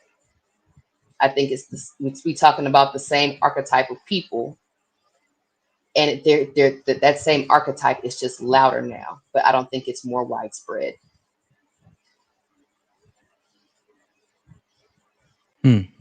Archetype of woman, I should say. Okay, I think my damn internet just switched to my phone. Can y'all hear me? You're good. You're good. I don't know, right, Callie? Because when I asked the question, the preference for most black women was thug adjacent. The qualifying or disqualifying factors that exist in our culture, right? When you use the anecdotal example, and Mr. Fantastic talks about this a lot, about how regular guys just get passed over in our culture because they don't fit that archetype. So what is, do you want your son to be successful or be successful in a confine? Or is it only within that confine? I think the thug adjacent is the regular guy. Really? I think yes, absolutely. I think that I think the thug adjacent is the regular guy. It's the guy that can still go on ahead and handle his business and be successful out here, but also don't take no shit off of nobody either. I think it's well-rounded. I think that's a well-rounded person, as opposed to being on the extremes of either end.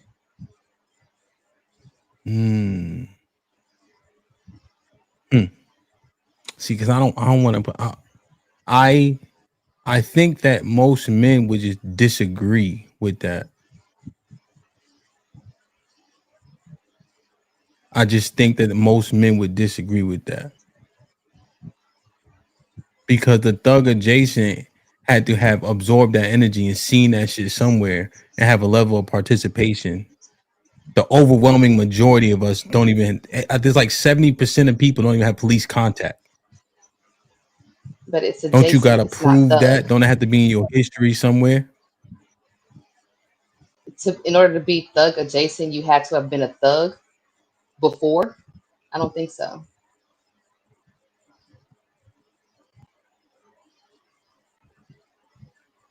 What'd you say, Callie? My bad. I was saying to be thug adjacent means that you had to have been a thug before. I don't think so. I don't think that across the board, no. I think that it's too convenient for the thug adjacent to now be the norm for most men in this conversation to make that point. I gotta be honest. So now the normal guy is thug adjacent, the average guy is thug adjacent. Now today, no, I would no the juxtaposition you gave was the regular guy. Yeah, normal. So we're saying so we're saying average. That. Yeah, I think the average guy is one that is successful and don't take no shit off of nobody either. When will activate when needed. Well, that's all men, right? I mean, not necessarily a thug adjacent one. Most niggas ain't doing Yeah, a I don't fucking know. thing. Yeah, I don't think that's all men. No. Okay. It's not even most. Like, it's not the average guy. Yeah, I Yeah. mean, fucking will protect himself, sure. Right. I mean, well, I guess that's what I mean. Yeah. But the disposition to be the aggressor is much less likely in most men. The entire Okay. prison population is 1 million people out of 360 million people. Most people just moving around in the earth. Most people let shit slide because they got work and lives to live. A lot of people ain't going off the handle. People ain't dying for respect. People ain't arguing over respect. That just ain't happening in mass. Okay. Well, I stand corrected. I think it's unfortunate, but I stand corrected. What you think, Jalen?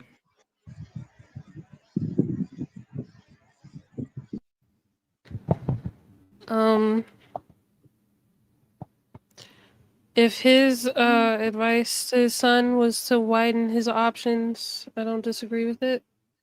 The reasoning behind it, I wouldn't argue is fully impartial. I think there's some internalization in the advice that he's giving, considering his experience with Black women. I think if he was being fair, I think he would just tell his son to just explore his options, not specifically date outside of his race. Because there are still Black women that have the qualities that he's looking for in a wife. Okay. But I think he's looking at his son's potential success rate, right? Like, my father did construction, right? He would do construction every day.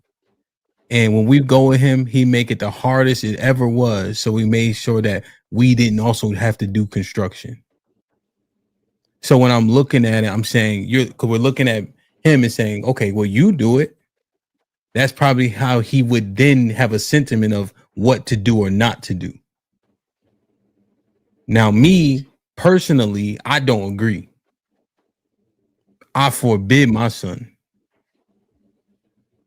You know, but when all the information he has, what's the pushback? What's the retorts? Or are you saying, all right, cool, it is what it is. That's what he want to tell him. That's what he tell him. As a Black woman, is that simple? I don't agree with it, but I'm not that boy's mother. I can't tell him how to father his son. I Nah, you personally ain't do telling not him. agree. Again, I don't agree with it personally. But if he's going to tell his son based off of the information he has to widen his options, who am I to say he's wrong? A Black woman. But if you don't think he's wrong, then I'm not cool. implementing my feelings into it. What do you mean? If Beans is saying he's getting this information from actual sources, like all it, because the way his mind works, it's not just anecdotal experience, right? So if he's looking and assessing, like you just said, his options out here based off of data, he's looking out for his son, like you said. Okay. So you agree that most Black women aren't wives? If there's data to back that up, sure. So you agree that most Black women aren't wives? If there's data to back that up, sure. What do you mean? I Do would you know if concede. there's data? No, that's why I said if. Well, the data would be simply marriage rates would say that most Black women aren't wives, right? If you just go off the data of the 26% married, then wouldn't that data prove that? If most of our kids are born out of wedlock, then wouldn't that data simply I mean, is it that simple for you? So those two statistics prove the point. If I had a child, no.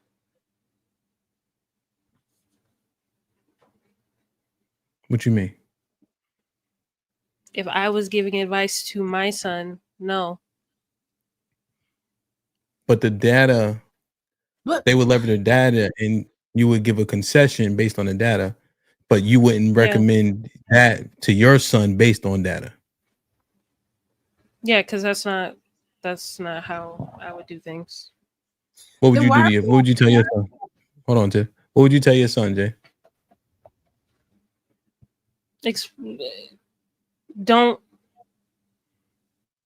I will don't internalize heartbreak and generalize it to a specific subset of people just based off of their race. This is just your anecdotal experience. There are plenty of other women to choose from, plenty of Black women to choose from, of all different archetypes, colors, creeds, backgrounds, everything. Let's figure out what you want and see how you can get there. Instead of sitting here and internalizing that you will never find a Black woman to be your wife. Okay. So keep hope alive. I mean, if that's not enough to tell somebody, then I don't know. I think it would be the easier route to be pessimistic and tell them to avoid a whole group of people, right?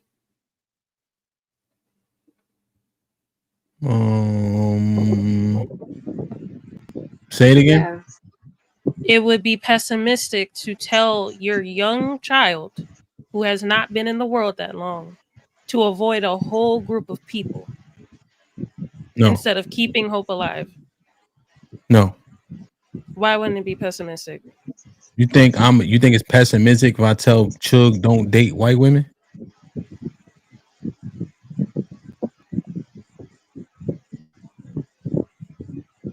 No. I know.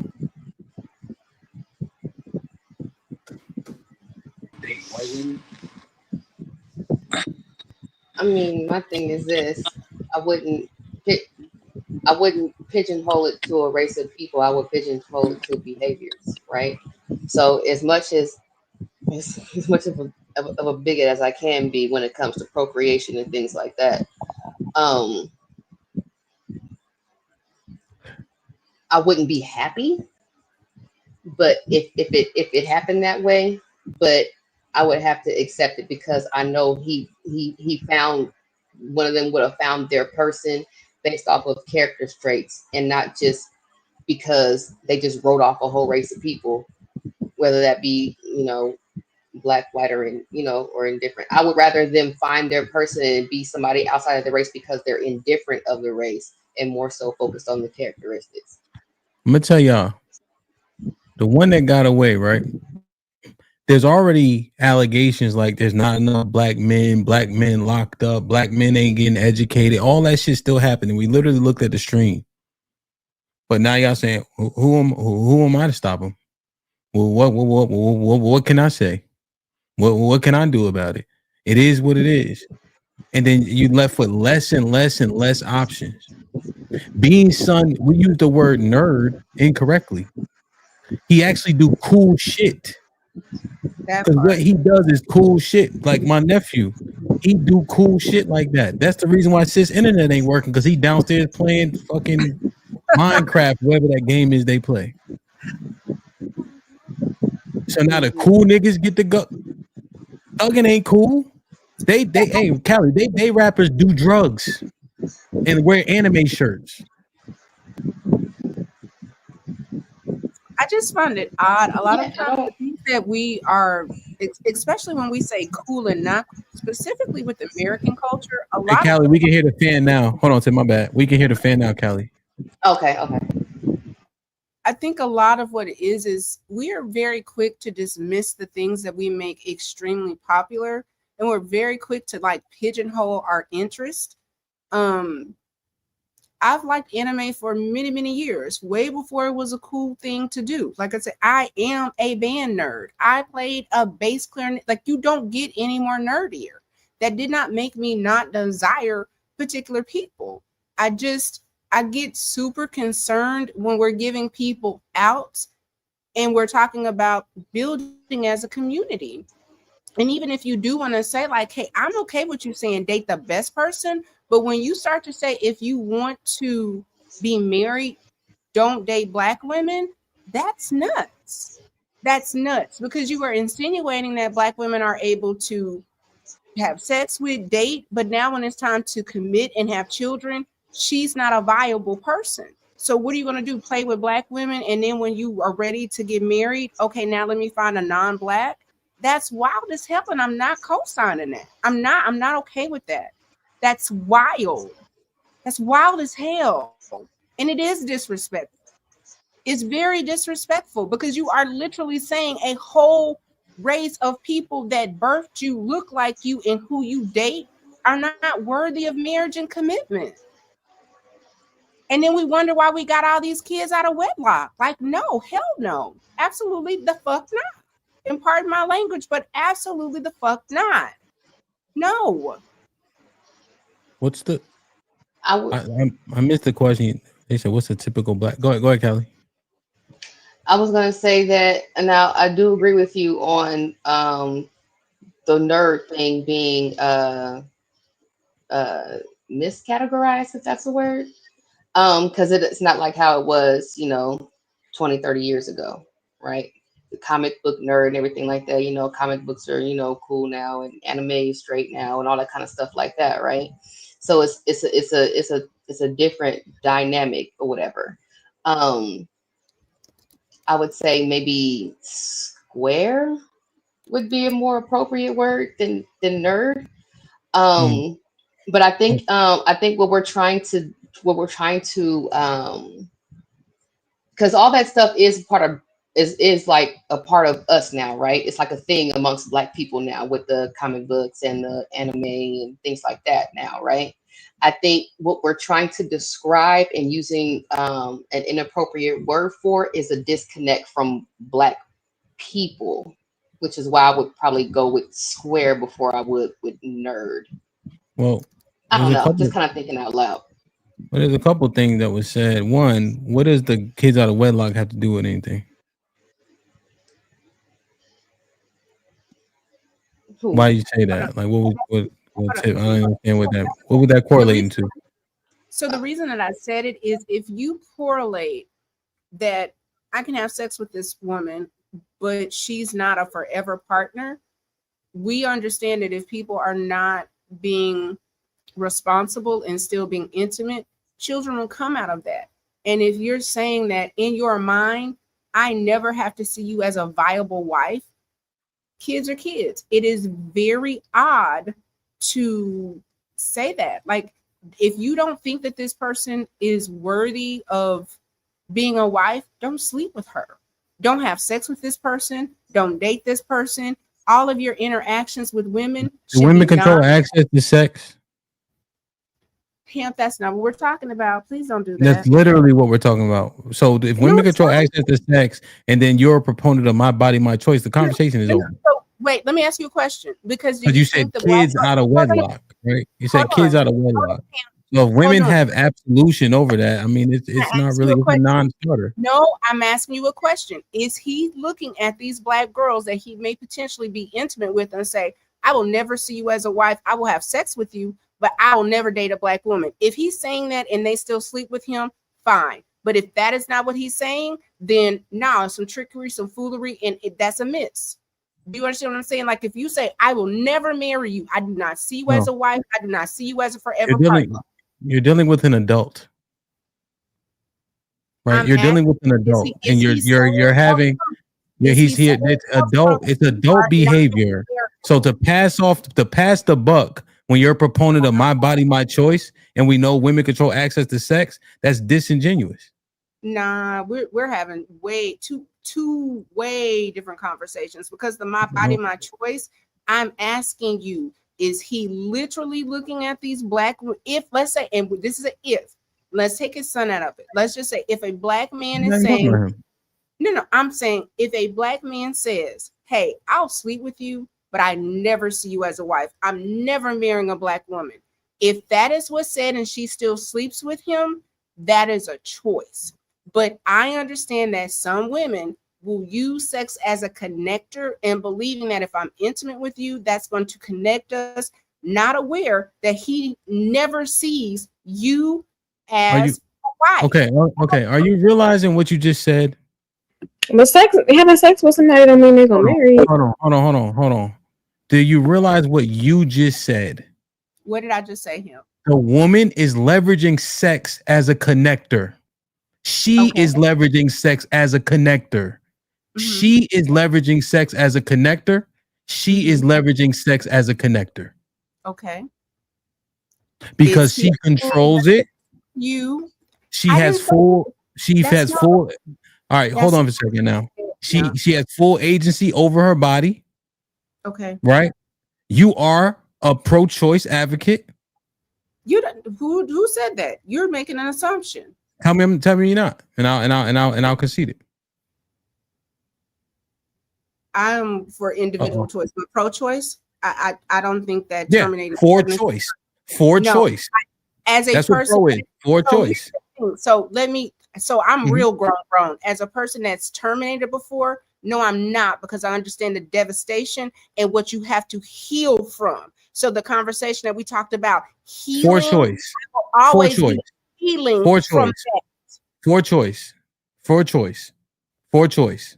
You for said choice. pro. You said that's what pro is. For choice. Pro black, I'm for black. Right? Pro choice, you're for choice. That means they can kill the kid or not. Okay. That doesn't mean that you want to kill kids. I'm just gonna say, but you say if that woman wants to kill a kid, let her kill the kid. Okay, him. So now that we have that understanding, if she has full agency, my body, my choice, and then it's for choice, right? I don't know why you put that out there about kids that have out of wedlock, because you were talking about the man's choices, but the women have full agency over that. I am saying, and maybe let me walk it back. I don't know what you need me to say to make it make sense. I'm saying this, even in an intimate situation, if he is just saying upright, I will never marry you as a black woman. If she sleeps with him and it's unprotected and anything happens, yes, she made a choice. That is a choice. I would say you need to say up front, I don't ever see me and I will never marry you as a black woman. My dad told me if I want to be married, black women are not an option. So now here's what I want. All right, you can hold that thought now. Ladies, I want you to understand the jacket that type of rhetoric puts on y'all. It's like y'all are so stupid that men are just talking y'all out y'all drawers left and right, over and over.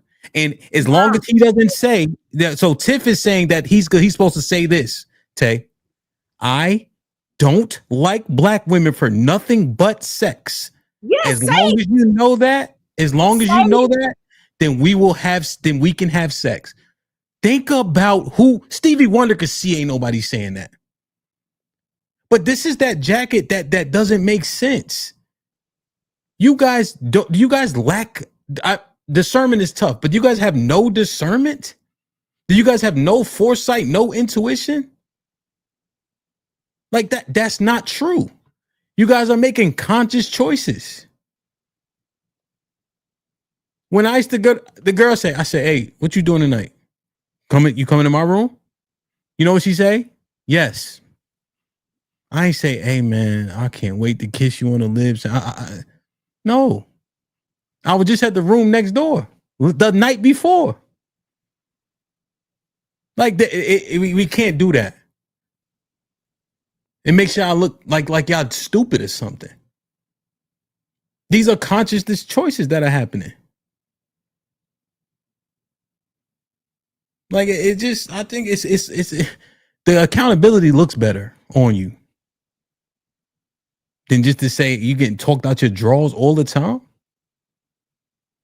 But yo, what do we do with this?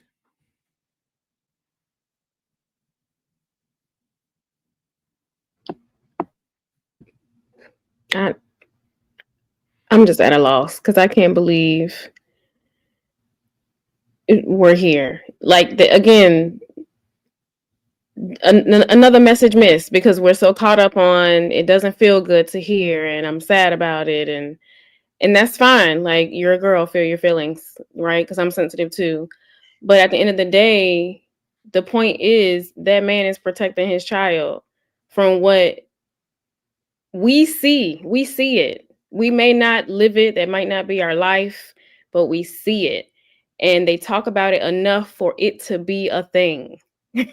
So there are plenty of statistics that say we are failing and we don't want to say it. So that's what really pisses me off about the whole thing. It's like we see the problems, they're continuing to lay out the problems, but nobody's saying, oh, you know what? Maybe if I change this, maybe if I listen to what you're saying and get out of my feelings, then we can progress and talk about changing that young man's mind because the women that we're producing, our daughters and our goddaughters and our nieces, are a better version of us coming up. Like, that's the whole deal. But we want to miss it because we want to feel so much. No, I agree. That's what I was saying earlier when I said, what are we doing to put out there to where it's not thought like that? And me making the statement earlier as far as choices that are being made, and maybe that's perhaps majority. Really, that's why it comes across as black women not being marriageable. But we can make the choice to say, hey, it seems like all, but it's not all. Like, and I don't. That's, like I said, I don't agree. Me not agreeing with the statement was just because I'm a girl and I'm in my feelings. Like, I don't want to agree with it, but I see why. I see the behavior. I see things that are going on, even within myself, as far as choices that I've made. So I can see it plainly why that could be a statement. But me not agreeing just because I don't want to concede to saying just give up. Like, I'll just be honest. I don't want to say give up, man. Yeah, let me give y'all a proper retort. Let me give y'all a proper retort to what Bean said. It's not. Yeah, let me answer it, because it's not a race thing as much as it is a class thing. You'll be surprised, right? So when you move in cities like a Washington D.C., right, and you look at that echelon of women, you'll realize that these behaviors don't rear themselves in mass. Now they still exist, right? You know, I'll be DJing a WBA party and it's still the same music, they twerk and whatever the case is, right?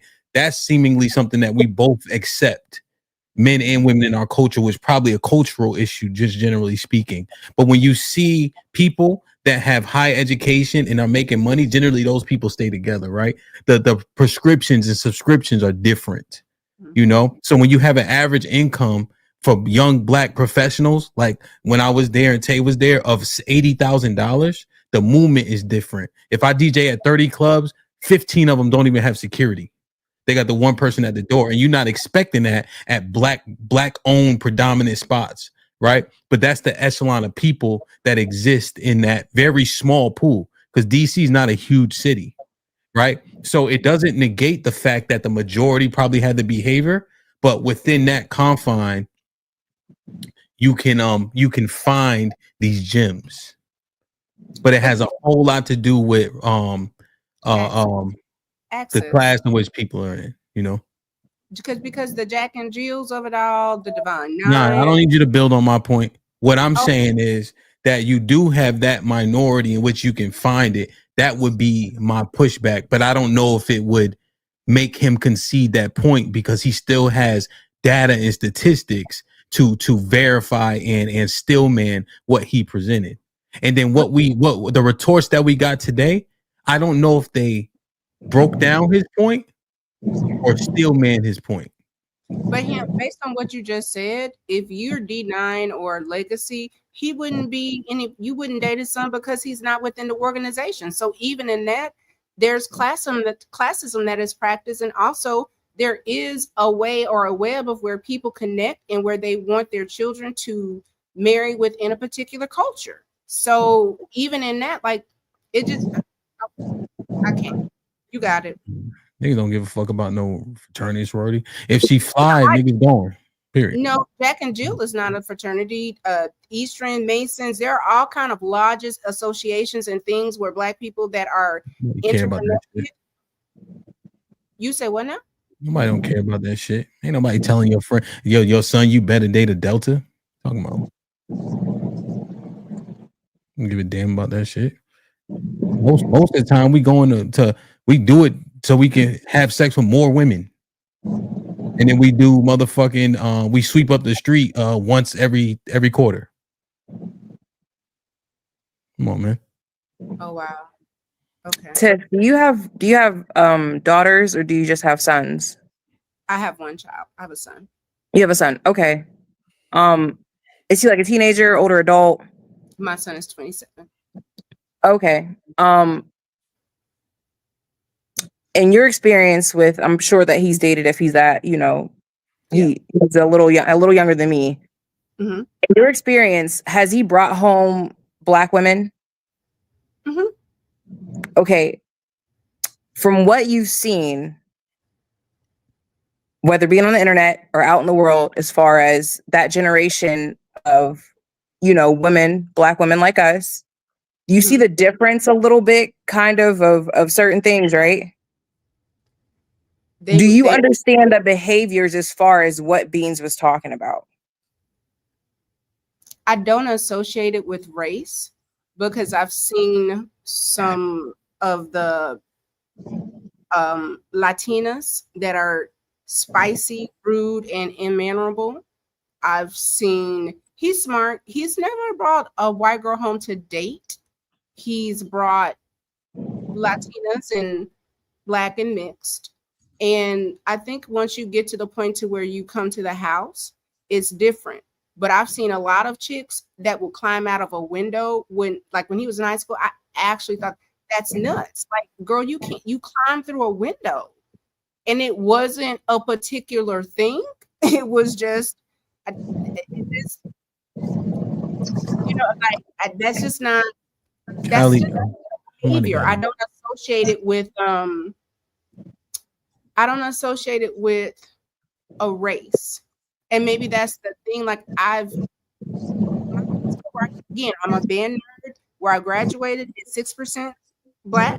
Where I live is probably 2%. So I know what it is to be absolutely immersed in a white world, to the point to where I've seen white women that are kind and white women that are absolutely rude and nasty. I've seen non-Black women that are absolutely kind and absolutely nasty.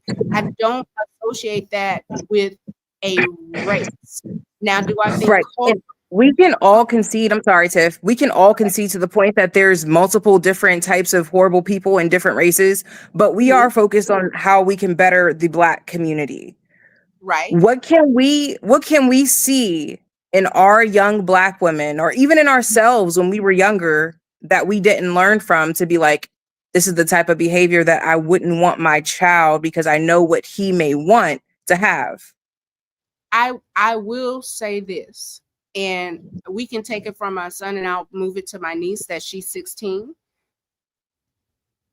I call it the bad girl club of it. What is the Black channel that people watch? Zeus, the Zeus network of it all. I do not understand the application or the pushing of the ghettoism. I feel like that, to me, is purposefully done to kind of flatten what Blackness looks like. That, to me, is very concerning. If that's the loudest representation, then yeah, it has to be addressed. It has to be addressed, because we are not all that. The bonnet in the airport type foolishness, the we fighting on carnival type foolishness, like absolutely. Y'all missing it. You're missing it. You're missing it. And the hyperbole of the Zeus network is a cop out. I'm not. Right. I don't even. You know what? What I'm saying is, you know what? Conversation. That's not a cop out. Yeah, I'm going to tell you why. Because we act like we are not the people in which are being complained about. So if he's saying wives, he's looking at data and statistics, right? because you're actually a proponent of the data statistics as well, Tiff, right? You like to support whatever you're doing when you had that one-on-one Miss Fantastic with data and statistics, right? So he's looking at that, looking at his experience, and he says, here's what you will yield the best results in terms of marriage, right? Again, I don't agree, but when he puts the book together, right? It's gonna prove knowing beings what he's saying, right? But you know what is a no. But you know what is a part of the behavior? You saying your mama black. So in the midst of you saying it was disrespectful, then you say your mama black.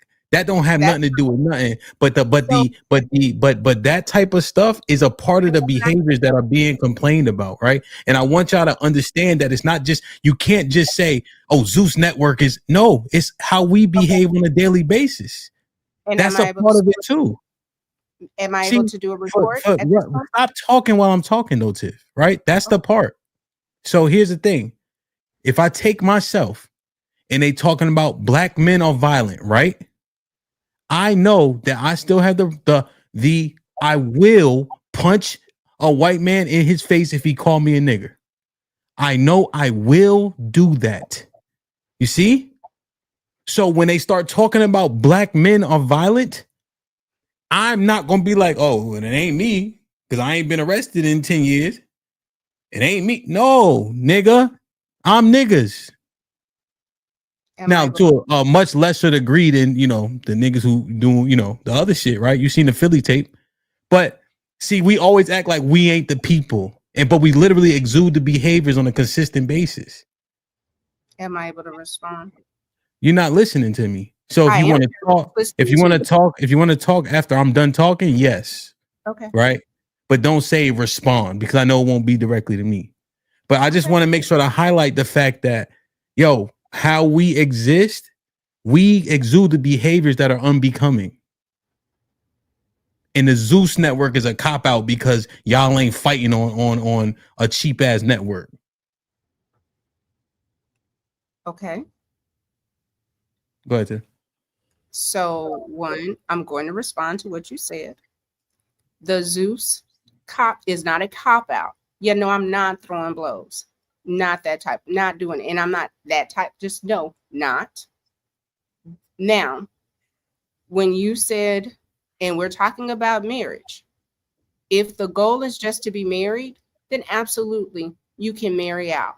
If the goal is to sustain a marriage, then you probably should marry a Black woman, because Black men that are married to non-Black women have a much higher divorce rate. So is the goal to be married, or is the goal to sustain a marriage, raise a family, and create legacy? So again, when I'm saying certain things, because yes, I am very much a person that I allow and I like data to support, but also when we're looking at data, you have to have the nuance to look and see how many people were questioned, how many people took this. If you're giving me a graph or statistics and it was 52 people, that is a very small graph. So when we're talking about statistics, and the reason that myself and Fantastic had a conversation is, yes, he likes to quote stats, but if you're using the data appropriately, not necessarily so.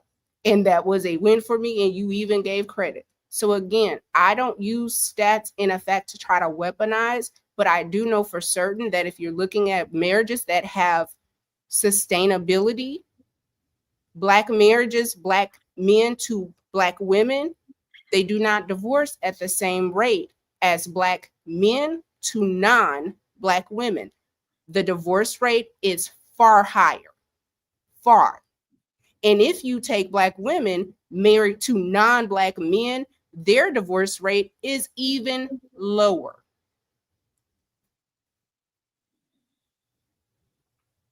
So I guess your argument, because like I said, I knew the response was going to be. Now, I guess your argument is Black women date out. No, not at the same rate, not at all. No. But you're saying that their divorce rate when they date out is far lower, and it's lower than that of when they date Black men. But in comparison, the race loyalty, Black women have a far higher rate, and we're actually the least likely to date out. I think it goes back to, we are not looking at all Black men and giving everybody the same jacket. I think that a lot of Black women can be hurt, have their own things, they can be healing, but the desire to still marry a Black man is very high. Yeah, no, I just want to reflect based on the stats that you just leveraged. You saying Black women based on divorce rates from other to when they marry other races to date out. No, if they marry, no, because we're But they talking daddy, about but they daddy Black. exactly, and she made a choice. But you Can just I- said what Bean said was disrespectful, but then you literally saying she made a choice. No. I did not say that I would advise any woman or any young man to not look at a Black person as marriage material. That But is they can make a choice. excuse me? But they can make a choice. That's their choice. That's And a based choice. on it, I and would based on advise the stat, no, 100%. But based on the stats you just shared, it makes more sense.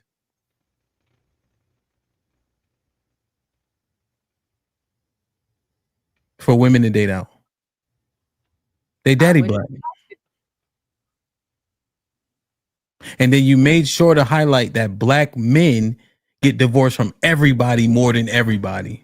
they do. So are you trying to paint Black men in a negative light? Not at all. But your daddy Black though.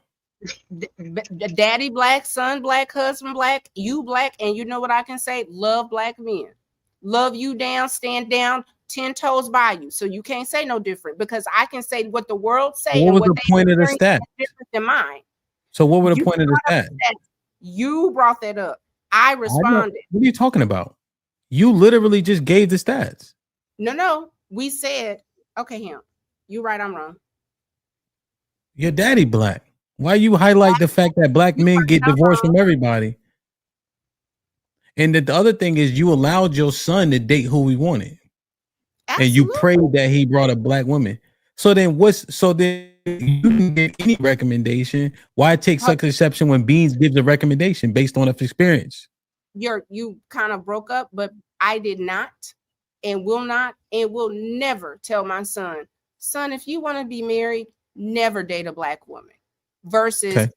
Oh, you can do all of the things, but when it's time to get married, don't marry Black. Absolutely not.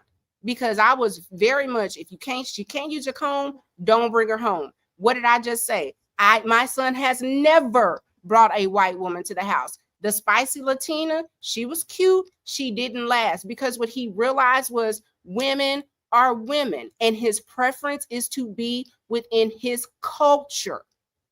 That's his preference. He is an adult. Would I prefer to have Black children and Black grandbabies? Absolutely.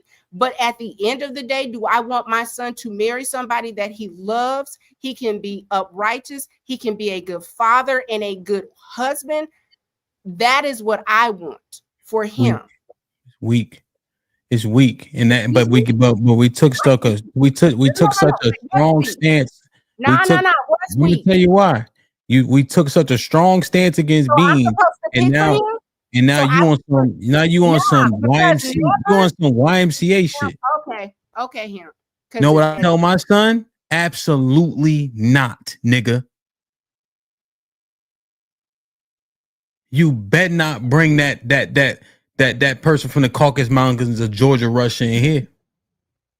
I'm not playing that shit. I don't give a fuck what Uncle Bean said. But you not. But Daddy, Uncle Bean said, I don't give a fuck. What call that nigga? You gonna disown your baby? That's the thing. I'm not my recommendation. He's already gonna be so ingrained, right? He's like, Dad, I already know that. But I'm asking you, you do all of the things, and she still bring Becky. You not what? He not. He not. Cause this ain't the YMCA over here. I'm not telling him, oh, if you be a good father, well then nah, nigga. So if he does, he's no longer. He ain't. I don't have to entertain it. You do, okay. All right. Yeah, no, it's y'all niggas that be with everything. We are the world pro-choice niggas. That's y'all. That y'all kids just do what they want to do around you. That's y'all.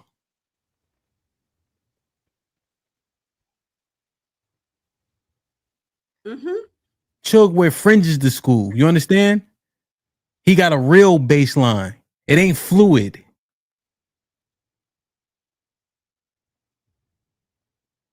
You don't live around no goddamn crackers.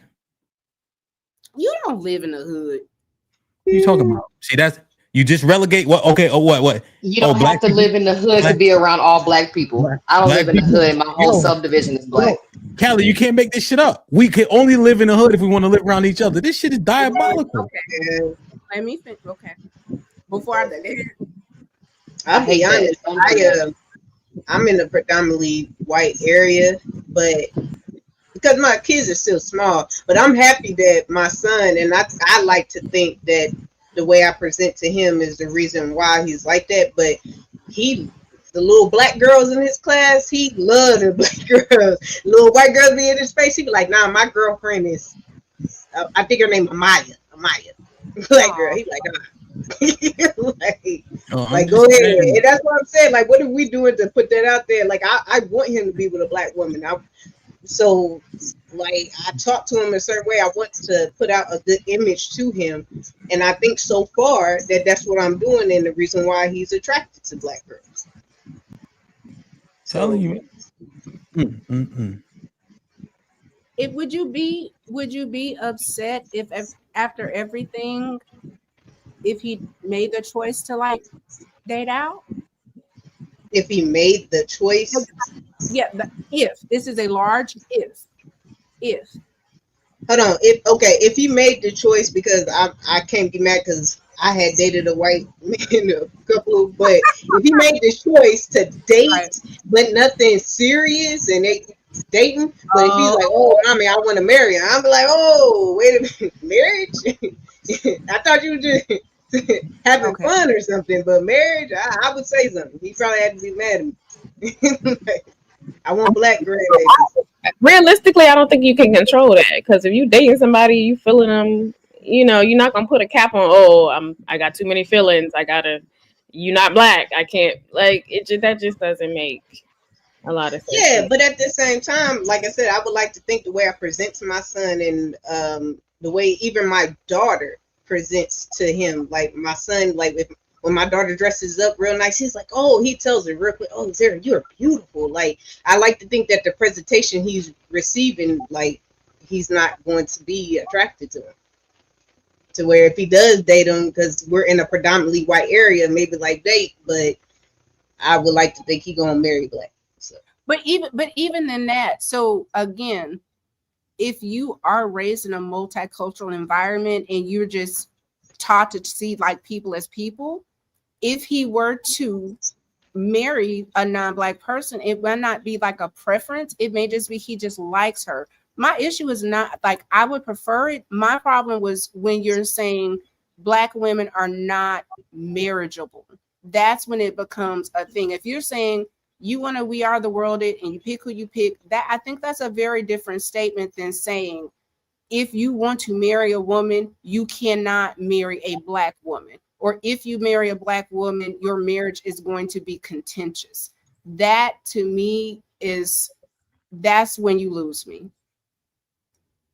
And that's fine if you get lost in that, but we have a responsibility. Like if we feel like being smacked us in the face by saying that, then we have a responsibility to make sure that you don't get smacked in the face like that again, or at least duck the smack. Like, nah, like I said, if he happen to date them, like, you know, but whatever, do what he do, get his rewards or something. But marriage, no, I'm gonna say something like, nah, like. You don't even see that. Yeah, you go outside, you see this, but inside, this is what you see. But even in that, though, if we're, I guess, so the caveat, what you just said, are we saying like the behavior? And when I said,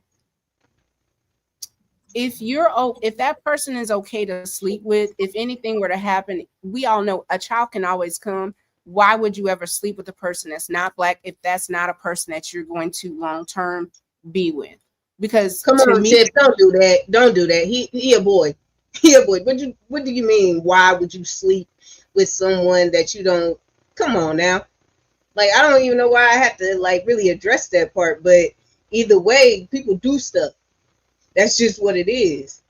So So, I mean, and that's what I'm saying. In saying that, do we not need to say that at any point having sex can come from a child, or you needing to be with this person forever, and you probably should not have sex with people that you don't see it forever with?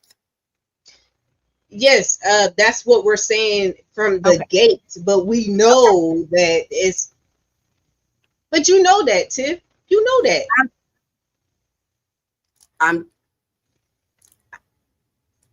Hey, I'm we are the world and over here, so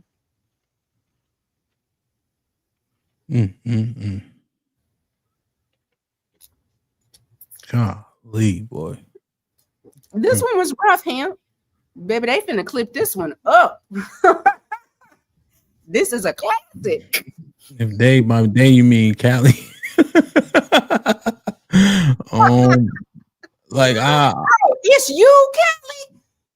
Bro, you be playing me out, Kelly. Wow. no. YouTube clips is my daughter. My daughter did YouTube clip. Oh, daughter, please, can you make Auntie Tiff to look just a little bit like? Come on, sis, help us. Yo, it's crazy, bro. Like it's crazy. Like it is crazy. Like I don't know, man. It's like Man, Ham, drop the link, because baby, when I tell you the way they gonna run up here real quick. I'm tired. I don't know. Nah. Give them 30 more minutes. The first 5 minutes. All right, first 5. One at a time. 30 minutes. One at a time. Robert was popping. Oh, he must have renewed. Salute, my brother.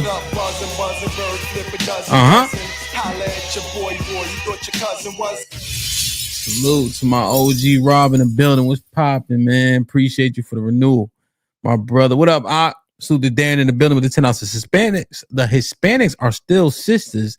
That is not truly outside the race. Yeah, for the unlearned, it would be Darren, but I catch your drift. John with the 10 ounces. Yo, ellipsis. Women don't listen to understand. Immediately to call a man stupid and not address what he said.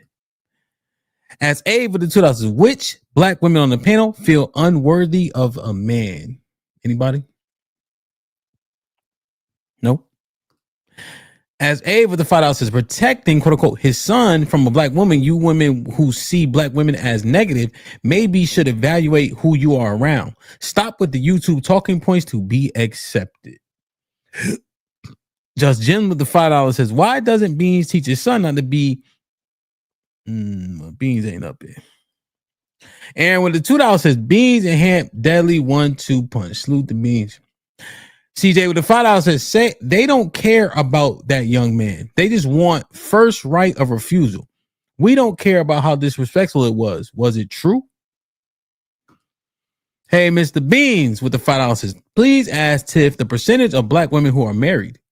And ask Alexis, if we listen to black women speak, do they want ceremony or matrimony, sponsors or husbands? Are they in it for the ceremony or for the actual marriage?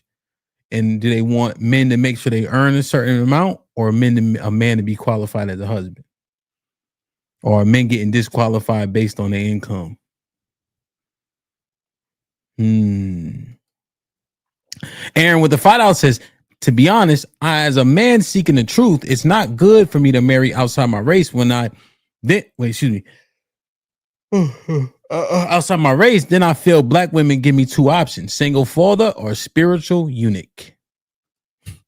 As Abe with the $2 says, Cali Bev, I agree. Thug adjacent is norm and wanted.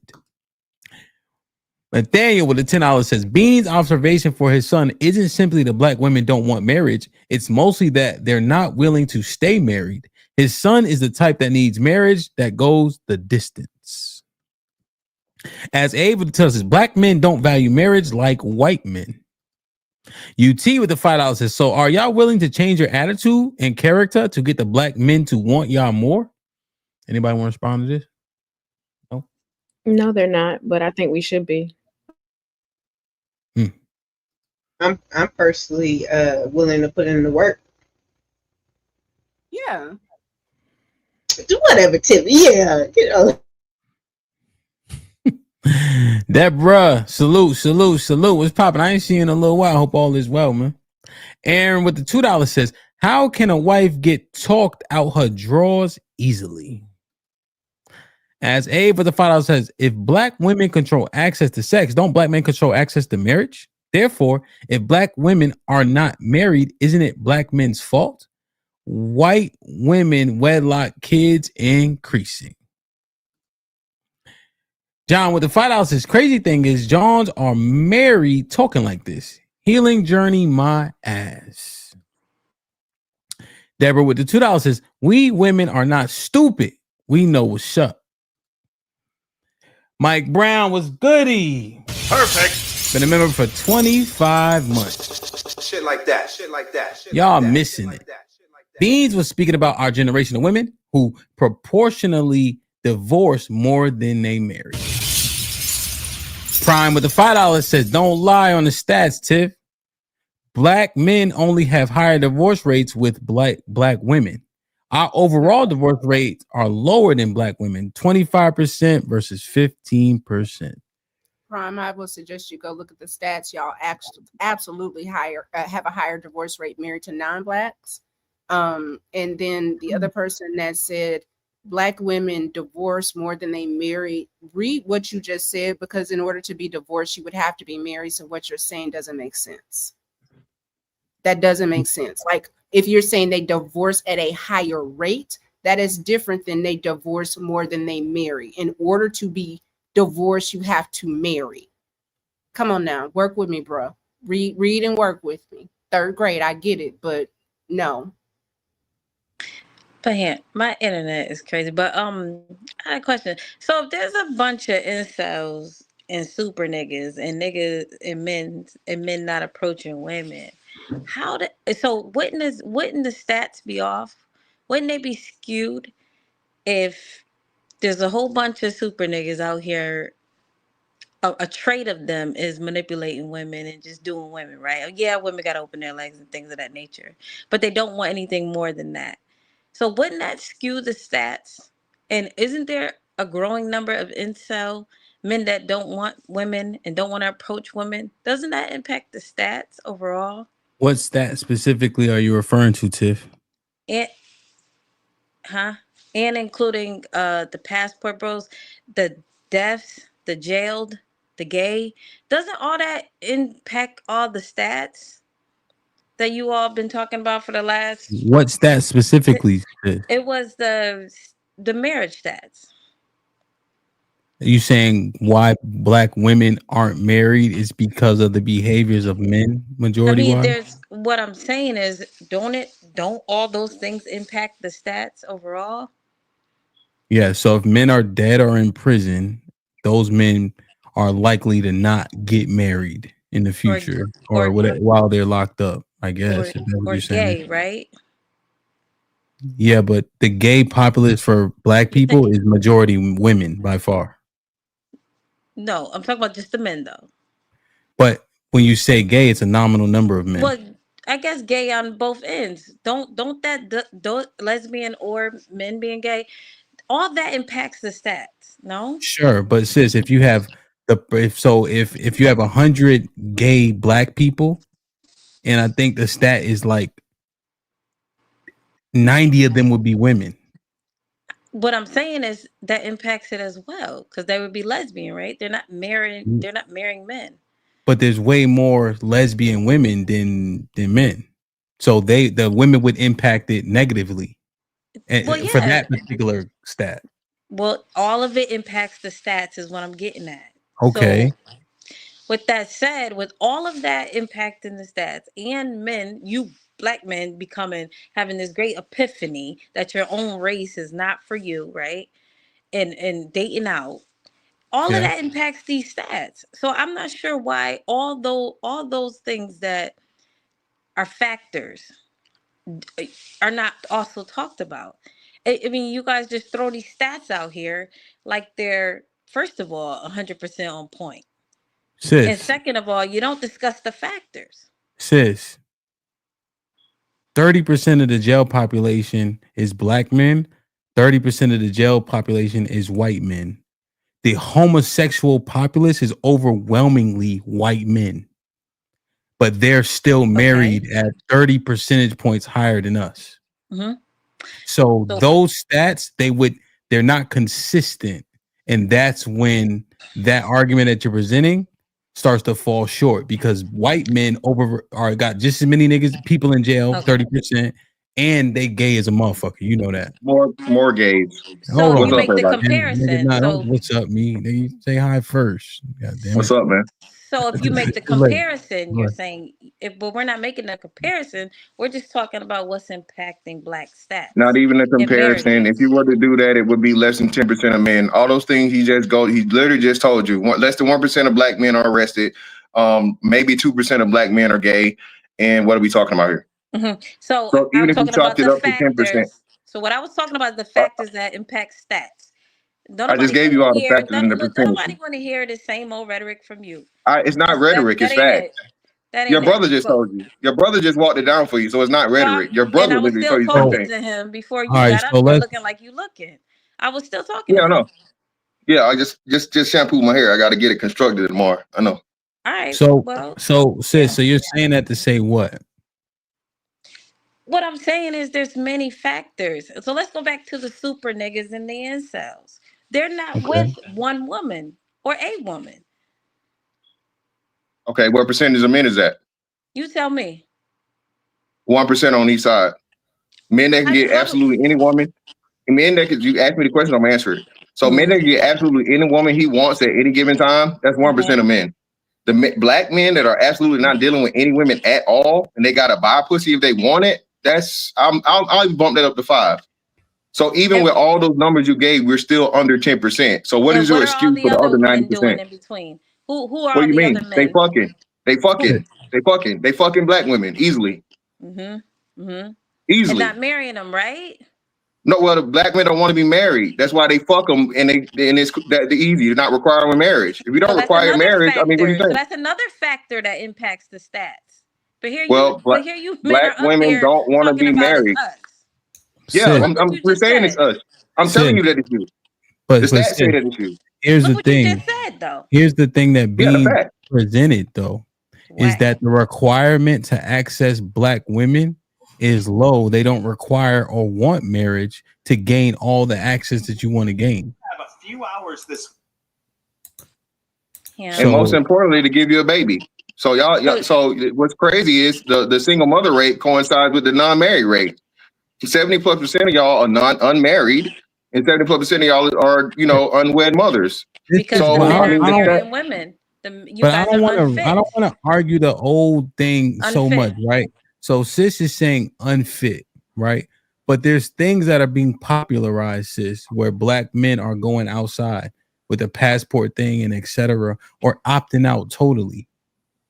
So what You're going overseas to get cheeks? How much it costs, Fantastic?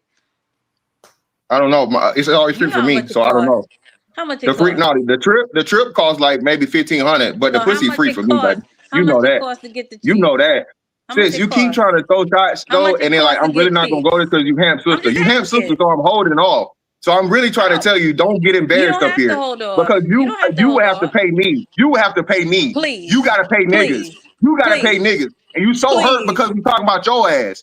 You are unbearable motherfucking bitch. You are and HAMP. I'm only doing it because she said don't hold on, so she asked for this. You are unbearable bitch, and you motherfucking unwanted, and that's why you always fucking mad. That's why you mad. That's why you mad. That's why you mad. That's why you mad. Talking, you know I ain't gotta pay for no pussy. You know I ain't gotta pay for no pussy. Get the fuck out of here. Don't play with me. Yeah, anyway. Like I thought, yeah. So all right. Hold on. Does my track I'll be the record, best man at y'all wedding, I swear to God. Does my track record show that I have to pay for any nigga?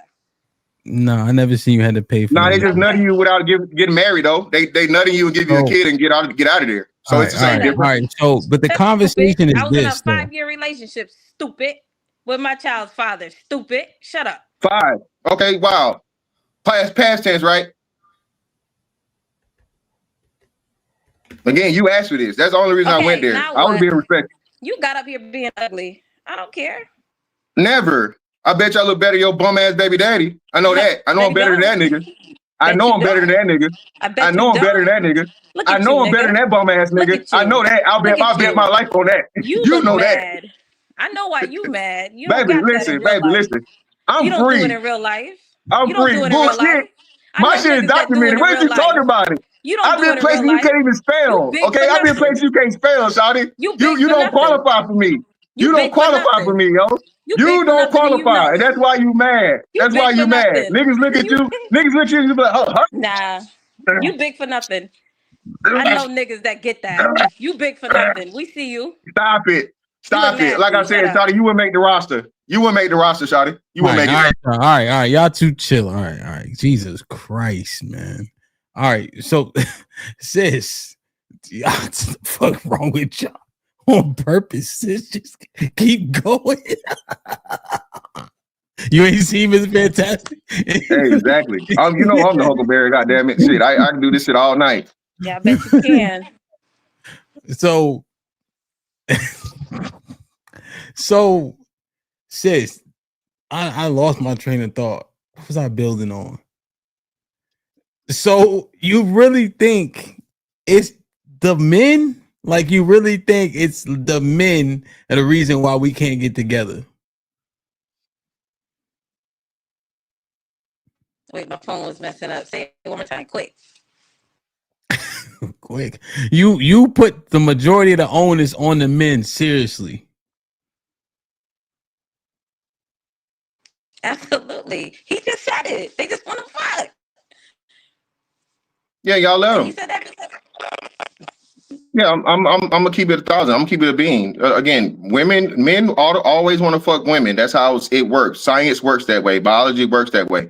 Any relationship between a man and a woman that's intimate is going to involve sex. Every man's goal in having a relationship with a woman is sex. No man is going to marry a woman and never have sex with her. So I don't know why we're trying to make this a bad thing.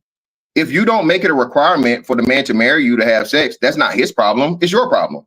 And the shit that Tiff was saying was absolutely ridiculous as to where you got to give this motherfucking written statement of, oh, if you don't tell her that you have no intentions to marry her, you shouldn't have sex with her. Women do the same shit. Women fuck niggas they got no intention of marrying. Women fuck niggas they got no intention of being in a relationship with. Women fuck niggas they claim they hate. They even got kids by some of them. So everything y'all said tonight has just been so nonsensical. And shout out to HAMP for finally pointing this shit out. And I think Alexis might say something about it too. Look, can y'all stop bringing up black men's mothers when we're talking about their sexual desires? Okay, that shit is weird. It's weird. It's childish. It's fucking just ridiculous. Okay, that man don't want the last thing I want to be thinking about when I'm about to get some pussy is my mama. Okay, all right. Please let's stop that stupid ass shit.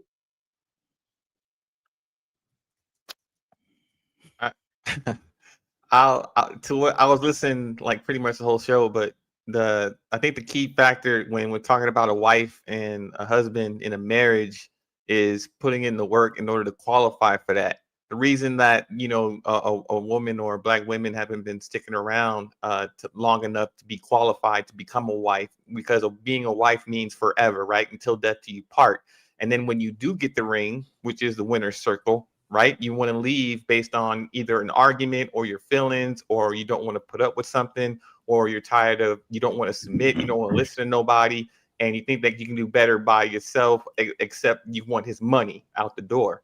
So until like your ideology changes, until death do you part actually means what it says, until divorce somehow changes in the law to become illegal. Think about it.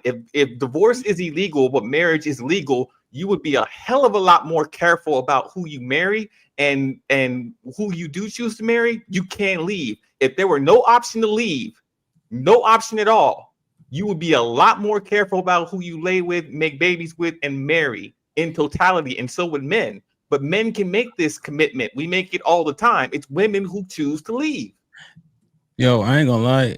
That Beans was popping. John, what up? I ain't gonna lie. That shit that EBD said, I think, it got some facts to it. It ain't even all that shit though. Real shit, it just be the attitude. Like the attitude shit be the shit that really scuff your Timbs. Feel me? That's the shit that get a nigga feeling away.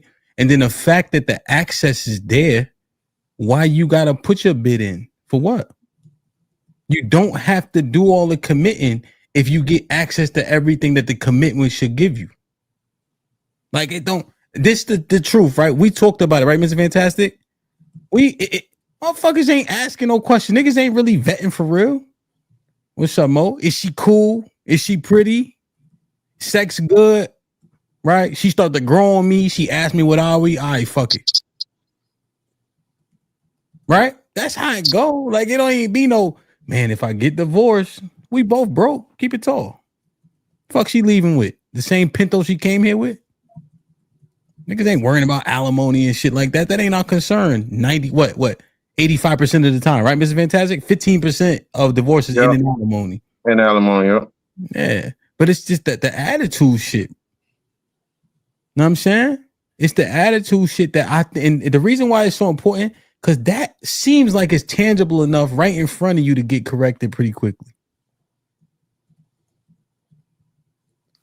John, I just gotta get Beans in. Well, unless you go, no. Well, John, you won't talk that long, but I'll be quick, real quick, what? Beans. I understand his perspective, and obviously, I don't agree with it.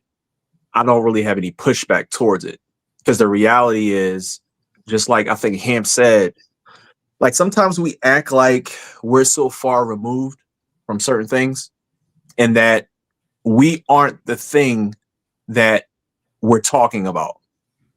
Just because we might look different, we got a little education or whatever it might be. But yo, you still over talking.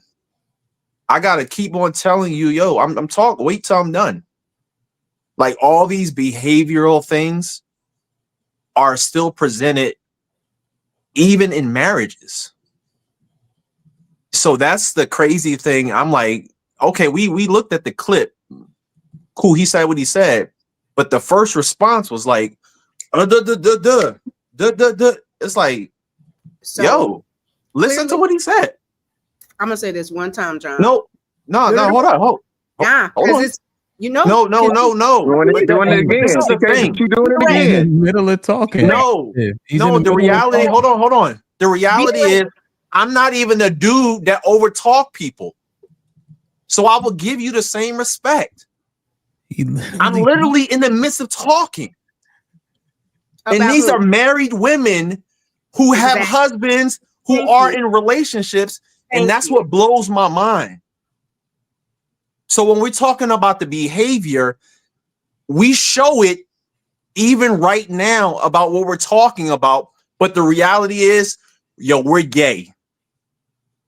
It's the men's fault. When we can literally see it with our own eyes. I can't even get out 5 words without you saying something. That's what's crazy to me. So as a man, yo, that would annoy me. That's all I got to say. You married? Engaged. Congratulations. And if he wasn't married or engaged, what? Damn, that killed our whole little argument. Damn. But what would have been the value if he wasn't married or engaged? What does that mean? Does it invalidate his point if he wasn't married or engaged?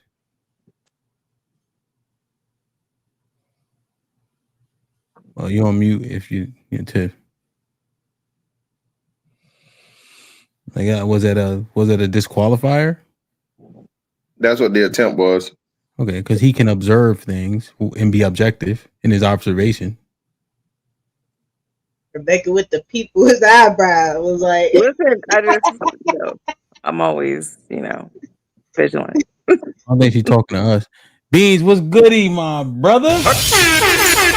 Mr. Beans in the building. I see you got your man growing and all that. You heard?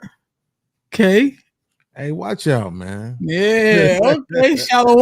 I ordered the top too much too soon. My fault. Watch out, son. Watch out. No, sir. Oh yeah, yo, Ham. I saw you trying to bring Beans in a little bit on that. I'm definitely still a Buddhist. this point. Oh my god! All right, talk, nigga, talk. No, I listen, man. I hope you don't take the show down. I got some messages like, "Yo, they talking about what you said on the show," and I was actually on another show. I tried to catch a few things, and but I mean, I just want to make sure. First of all, I want to say this because everybody who knows me know I go hard on the chats. Right, I call the chat stupid, and I tell them all the time, "Fuck y'all, chat members. I don't fuck with y'all." So it was kind of different to see a lot of people saying, "Yo, I'm standing with Beans. I understand where he's coming from." So I really appreciated that, man. And it's a part of the lesson that I need to learn to not go so hard on the chat. But anybody who knows me, if you just go look at even my post on my walls on my YouTube, I love black women. Like I think, especially melanin is like the best shit ever. But that external has little to do with what's going on inside, mentally and emotionally and psychologically, with our women at this point. My son, for all intents and purposes, I hope he don't mind me saying this, was a nerd. He was a track shoe wearing, high water sock wearing, you know what I'm saying, Fortnite, Roblox playing, you know what I'm saying, kid with purple dreadlocks. Like he was, when he was 14, he wasn't doing so good in school. You know how boys go through that thing when they first get into high school. His mama took his phone, or she let him use it to call me. Dad, my mama won't let me talk to my girlfriend. That's the kind of son I had. You think I wanted him dealing with this bullshit that we getting? I'm a bad bitch. No. No, son. No, sir. Here's what I want you to do. Right? I want you to focus on the people who move like you. That's what you have to do. Don't be like your dad.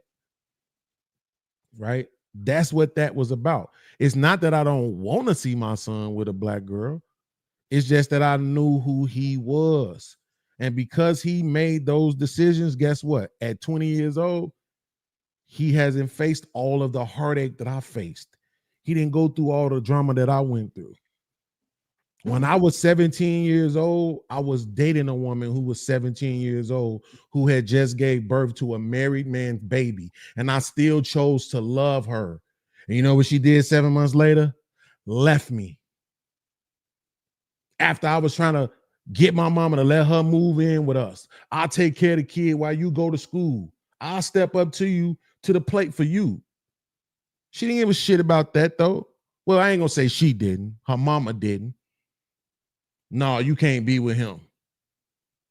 Took her, come to find out she was pregnant with my baby and she aborted it. So you had a married man's baby, but the guy who loved you, the guy who watching your kid while you going to school, you abort his baby, you leave him. And what did that do? Had me out here bad, suicidal, not wanting to live, cutting on my wrist and shit. That's what I went through. Now, I am not blaming her for that. That was me and my mom having that tumultuous relationship and not having that love from my mother had me out here trying to fill that void with women. Okay. My son was a little bit different because he had his mom, they had a good relationship, and I was in his life. But when he was 6 years old, me and his mom separated. He cried every time I dropped him off for the next 7 years. Even when he was 13 years old, when I dropped him off, he was still crying. Year before last Christmas, at 18 years old, we in Chicago visiting. I left to get back on the road. My mama called me, your son in there crying. At 18. I texted him a few weeks ago because I was having dreams about me and him and his mom being together again as a family. Dad, I still be wishing that could happen. That's the kind of son I got. Let's just be honest, Sister Rebecca. These black women don't give a fuck about that. They don't care about your emotions, your psychology, your heart, your love. They don't give a shit about that. They don't care none about those scriptures in the Bible that tell them how to act. They only care about the ones that say what you're supposed to do. I don't understand why we can't just be honest. Why do we have to lie? Why we got to bullshit? Ask me, do black men cheat? I dare you, anybody. Do black men cheat? Hell yeah. I only know 2 who was faithful my whole life. And I know 1,000 black men. See how easy that is?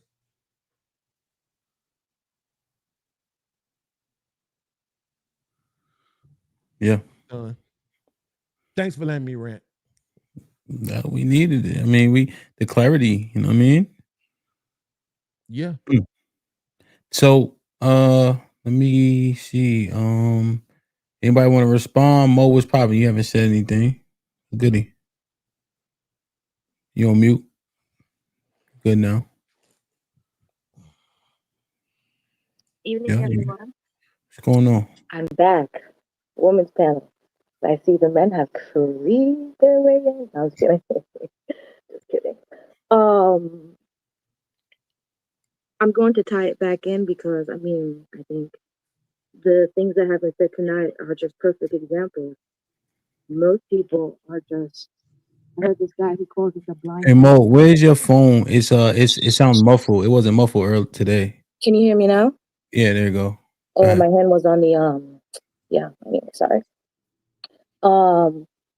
He calls it the blind beggar. I don't want to take credit for things I don't make up, but he calls it the blind beggar, and I think most of us are kind of like in that state of being for a while, and then we project and we go through this life and we make decisions from being a blind beggar, from the hurt of being a blind beggar, and then it's kind of never resolved. Most people, the things are never resolved because you literally have to take all the accountability and then at the same time try and not to project and go forth from that place of instability, of being the blind beggar, of the abandonment, of the inner child trying to take up for itself.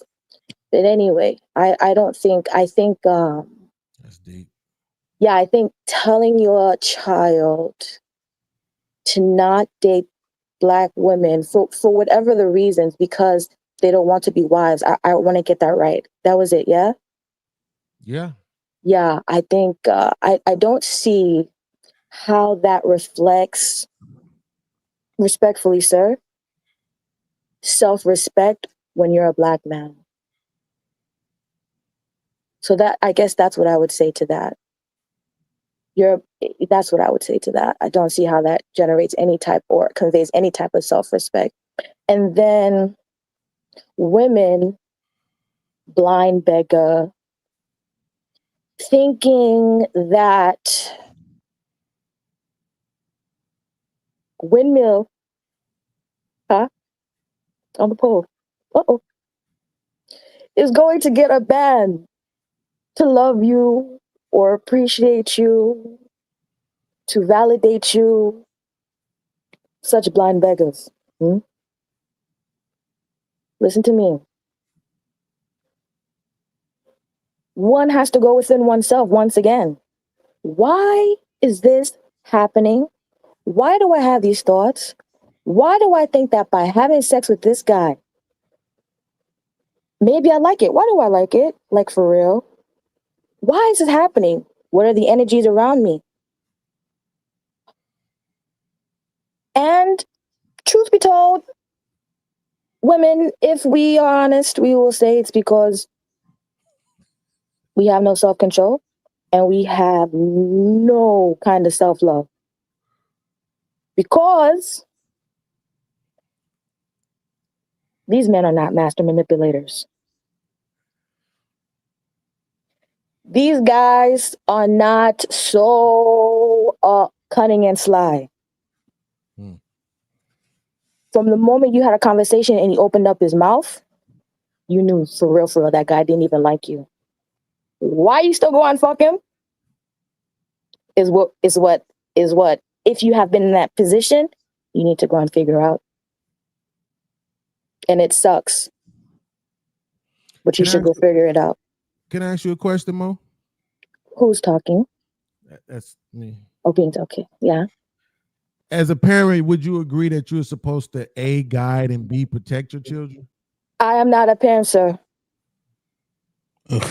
No, I don't mean you as a parent. I'm just saying, as a parent, would you agree?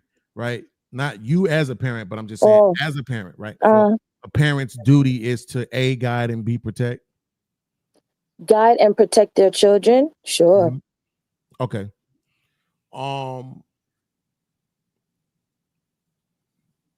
They say the best mistakes to learn from is other people's mistakes. I don't know if anybody else believes this, but for some reason, we tend to go through some of the same things our parents went through for some crazy reason. And it's almost like they went through it and now they there to prepare us for it, right? And to try to get us to avoid it. That what we're doing as parents essentially is trying to get you to not make the same mistakes we made, not go through some of the same things that we went through. And most of that is going to be based on our own experiences, right? So yeah, that's the double-edged sword, isn't it? Because you could be saying things. You could be saying things that would benefit them, but you could also be saying things from the depths of being a blind beggar, and then No, right, so this is the part, right? The reason why we subject to go through the same thing is because we in the same circumstances. If we change the circumstances for the kid, they avoid a whole lot of the things that we were subject to, right? So, like for instance, my father, my mom, they grew up in this place called the Village, right? You know, just a project in Connecticut, essentially, right? But they changed our circumstances, right? So by proxy of that, we didn't get subject to some of the same things. You know what I mean? Right? The social class really makes an impact on what people are subject to. So I agree with you unless the kid's circumstances change. So my toughs, like for instance, just like my son, right? Because what he has access to and etc. Like his circumstances change, so he won't be subject to a lot of things that I was subject to. You know, because the social class and dynamics and shit like that. That's how I kind of see it more so.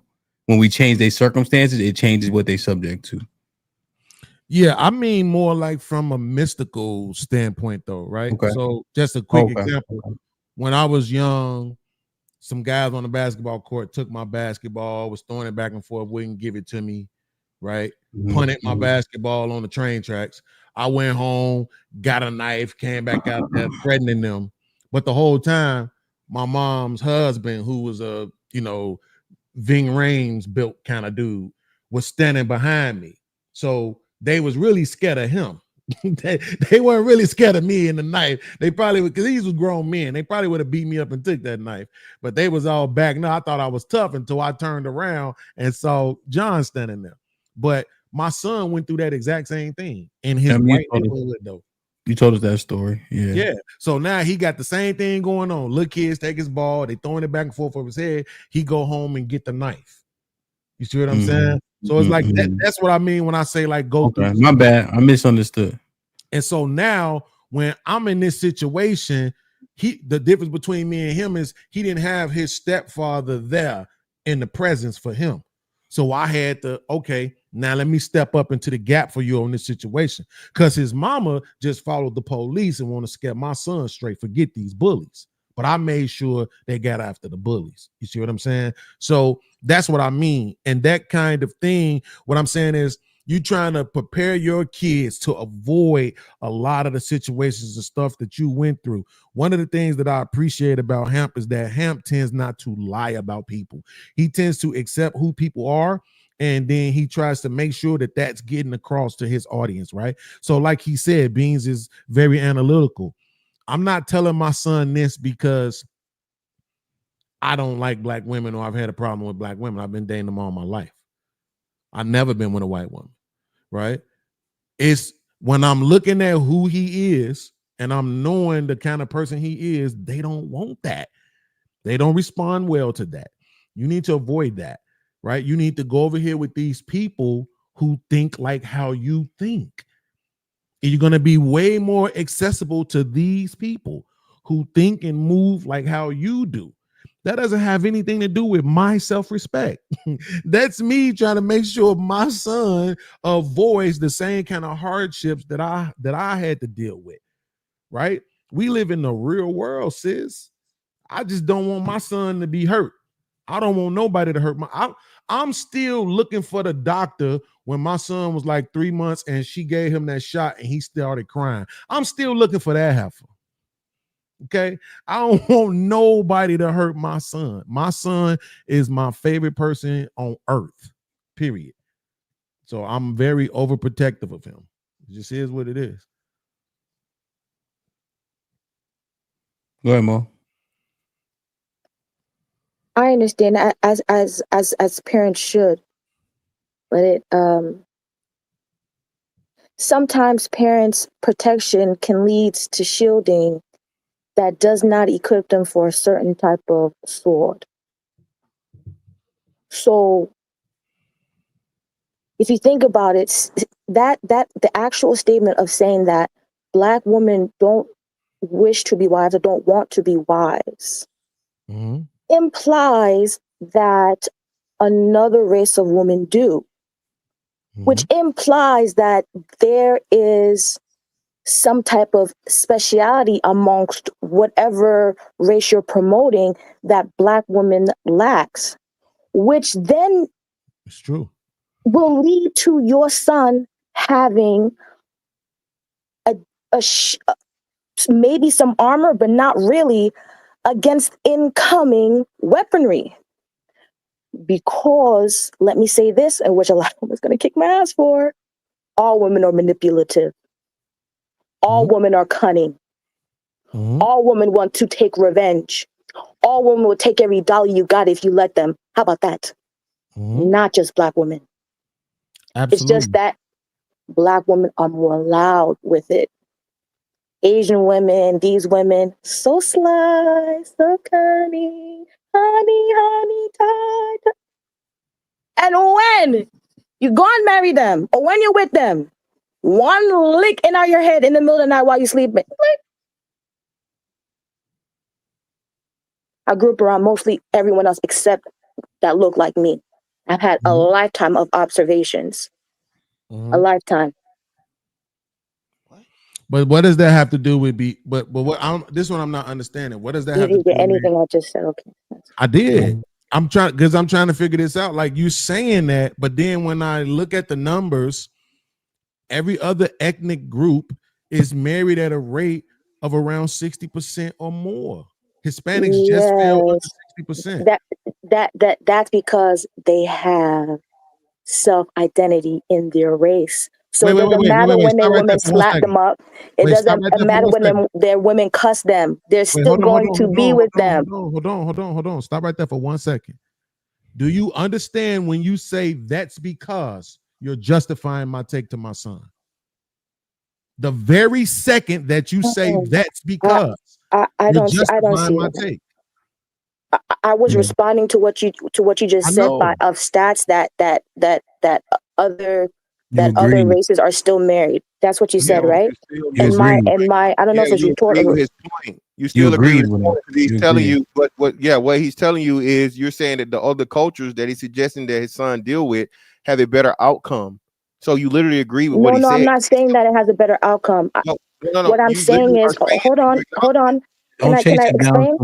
It's not a matter of changing. I'm explaining because I was telling clearly says that you didn't understand what I'm saying. So what I'm saying is their men still get with them because they have self-identity as race birth. Hold on. I'm not going to keep saying. That's that's what I'm saying. Hold on. I'm going to tell you that now. Because I'm going to tell you, I'm not going to keep saying hold on. If you hear me saying hold on, stop talking, please. All right. So here's what he's simply saying. He said a thing about the positives in those races being marriage, and you said that's because. So you were given a reason as to why they are successful. Okay. Yes. So now when he recommends his son to date within those races, what you're saying is agreement. I was talking about from the perspective of a man because his son is a man. I know I'm not a man, I'm a woman, but I was talking from perspective of a man because his son is a man. They're men, the women, do you understand? The women that he's saying that he's telling his son to go and be with, their men get with their women because it's just normality. It's not even like, it's not really a thought. Yeah, It's not really you're a right. thought. It's not really, Yeah, it's just what it is. it's normalized socially. He's not disputing that. He's not disputing. Everybody gets with their own race the most. We know that. So what you're saying is like moot for the most part. What you're saying, it's not moot. But go ahead. It literally is. But you just accepted the premise, or do you disagree with the premise that every race of people deals with their own race the most? Do you disagree with that? Yes, that's common. Yes. Right then. So that's what I literally say is a commonality. It's normal. That's the norm. So that's what we're saying. So what he says is, even whether you just put, it's not just the men, because we're talking about relationships, right? Men and women. So you can't just say it's the men, because the women could always say, like Asian women do. You know, Asian women date out the most, right? Of any demographic. You know that, correct? I thought we were specifically talking about Beans' son to Hispanic women. I thought that's what we were speaking of, but okay. Well, yeah, well, no, I don't know if he specifically said Hispanic. He said non-black. I did. So even Hispanic, right? So even if we use Hispanic, that's still a point to where, like I said, they're at damn near 50% to 60%. Okay, that's almost twice what black women have. You feel me? So when you have the group of women, and what Tiff's not here, but she didn't understand this earlier, right? Black women are the only demographic, man, woman, race, anything, all right, that has a higher divorce rate than marriage rate. Which means that there are people that are married that's getting divorced, that's outpacing the people that the newlyweds. Okay, she couldn't understand that earlier. It is possible, and it is an actual stat. Okay, all right. So I do not know these stats. As a researcher, I do not know these. I know science stuff, but I do not know these types of stats. But you are saying these things, so I'm not. So I'm hoping that they're true. Fantastic. One second. I'm sorry. I just want to make this clarification point. When you say you don't know the stats, but you assume that my perspective to my son was based on a lack of self-respect, right? Yeah, because you're a black man. Yes, but again, that's what makes the take. That's what makes the take of you saying that it was based on, or that it showed a lack of respect. I think that's what makes that kind of distasteful, right? I know the data. I spent the last 5 years over and over and over and researching and keeping up with the numbers over and over and over again, because people were lying all across the internet about what was going on. So I started doing the research because I like to be equipped with at least what can be considered the truth based on the numbers. So what they're trying to get you to understand, ma'am, is this. When I say these people are more married, the very second that you say that's because, that's a reason why we're not married. It's a justification for the take.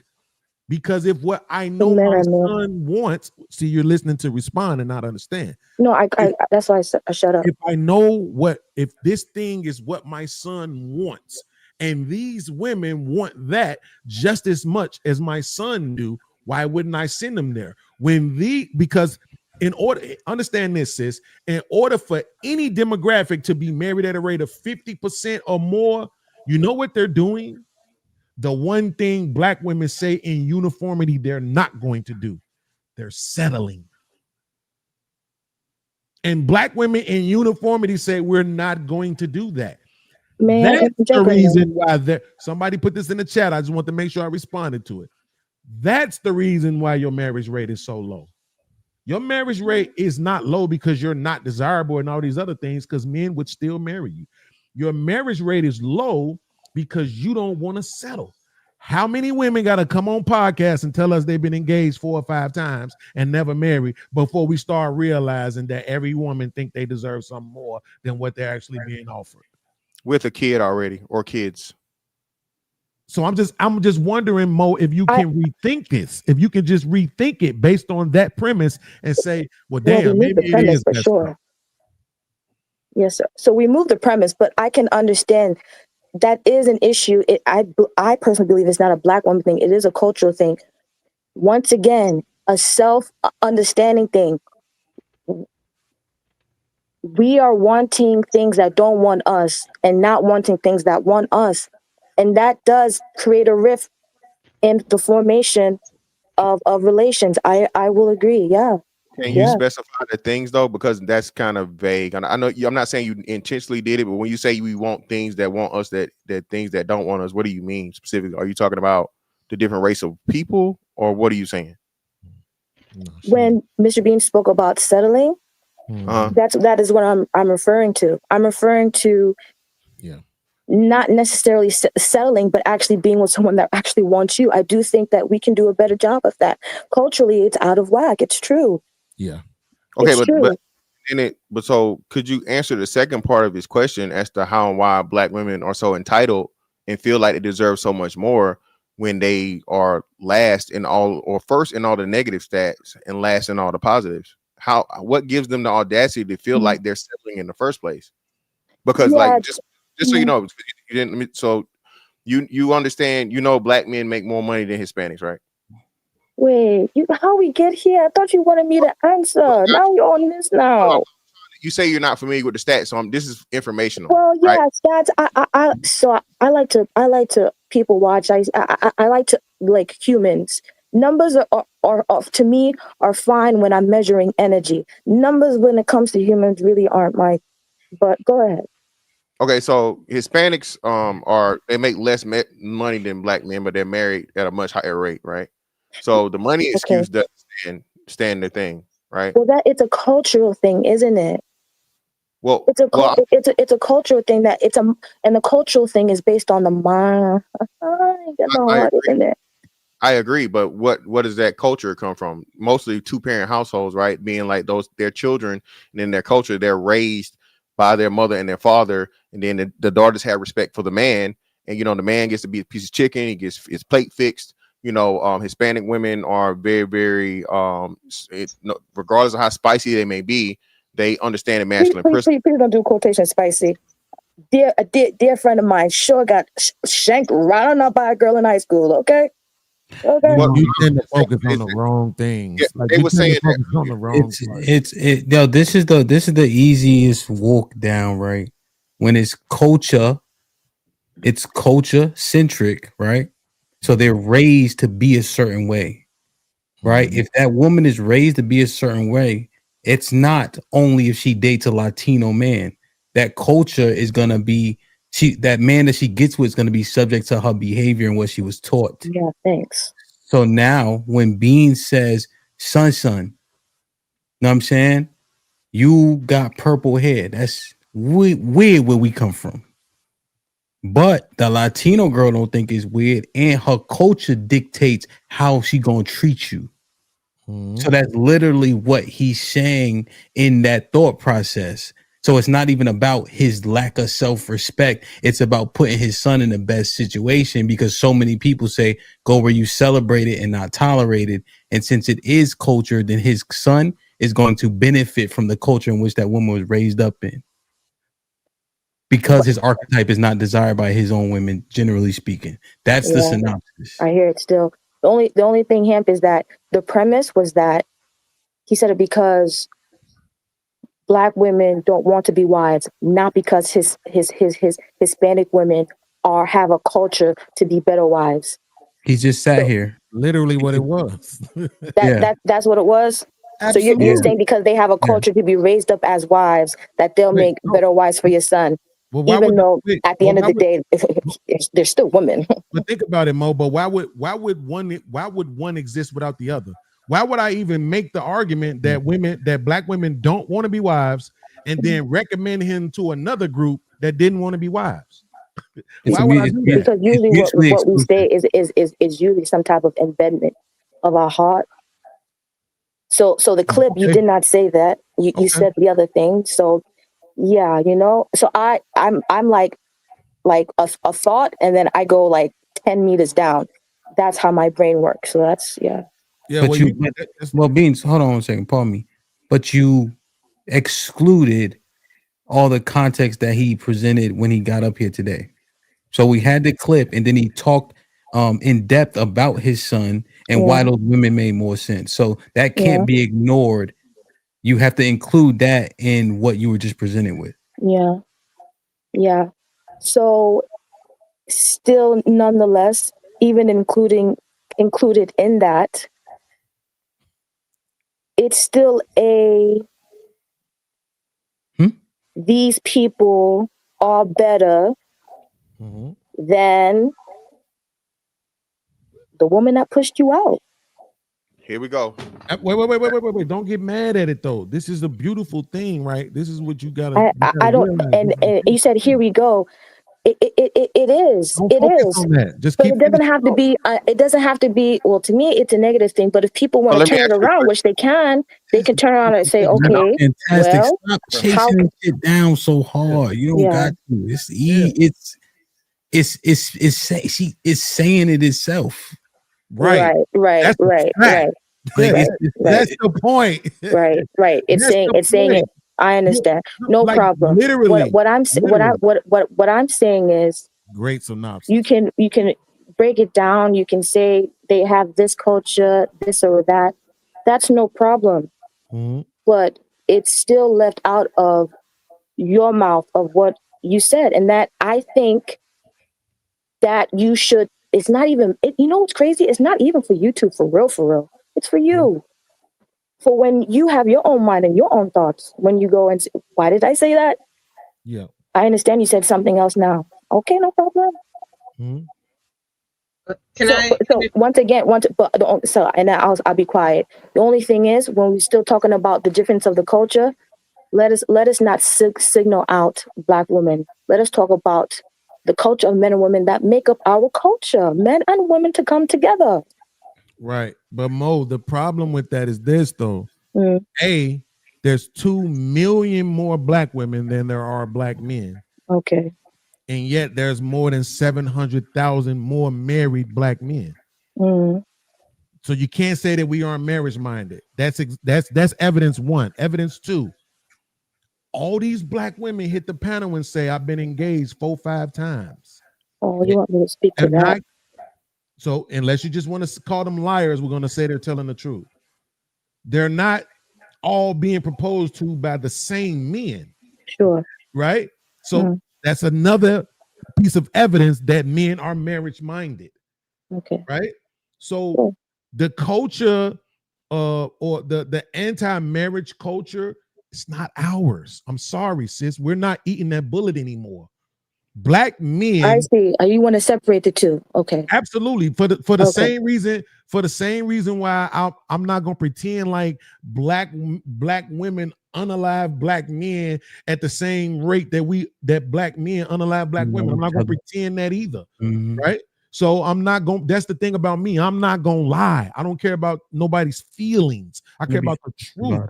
Right? So what I'm saying to you is, if I'm looking at something specifically, HAMP, who runs better?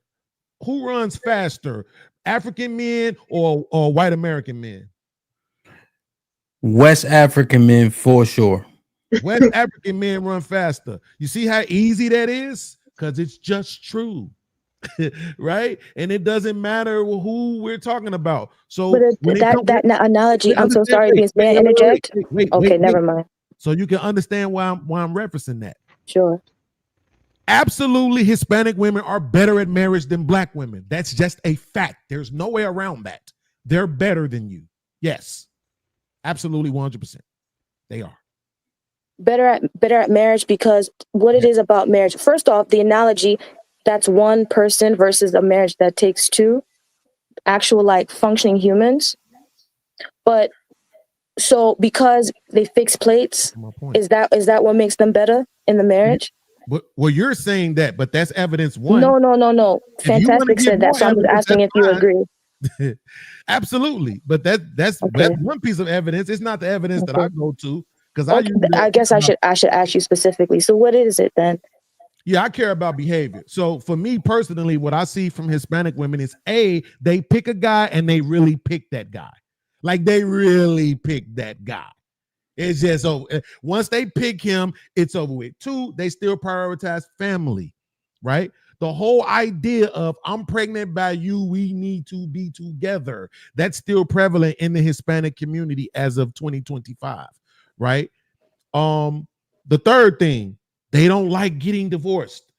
That shit is still shamed in the Hispanic community to a certain degree. They don't like doing it. Now, do they do it? Yes, but they don't actually like doing it. They be trying to keep those families and those relationships together because they still prioritize family again, right?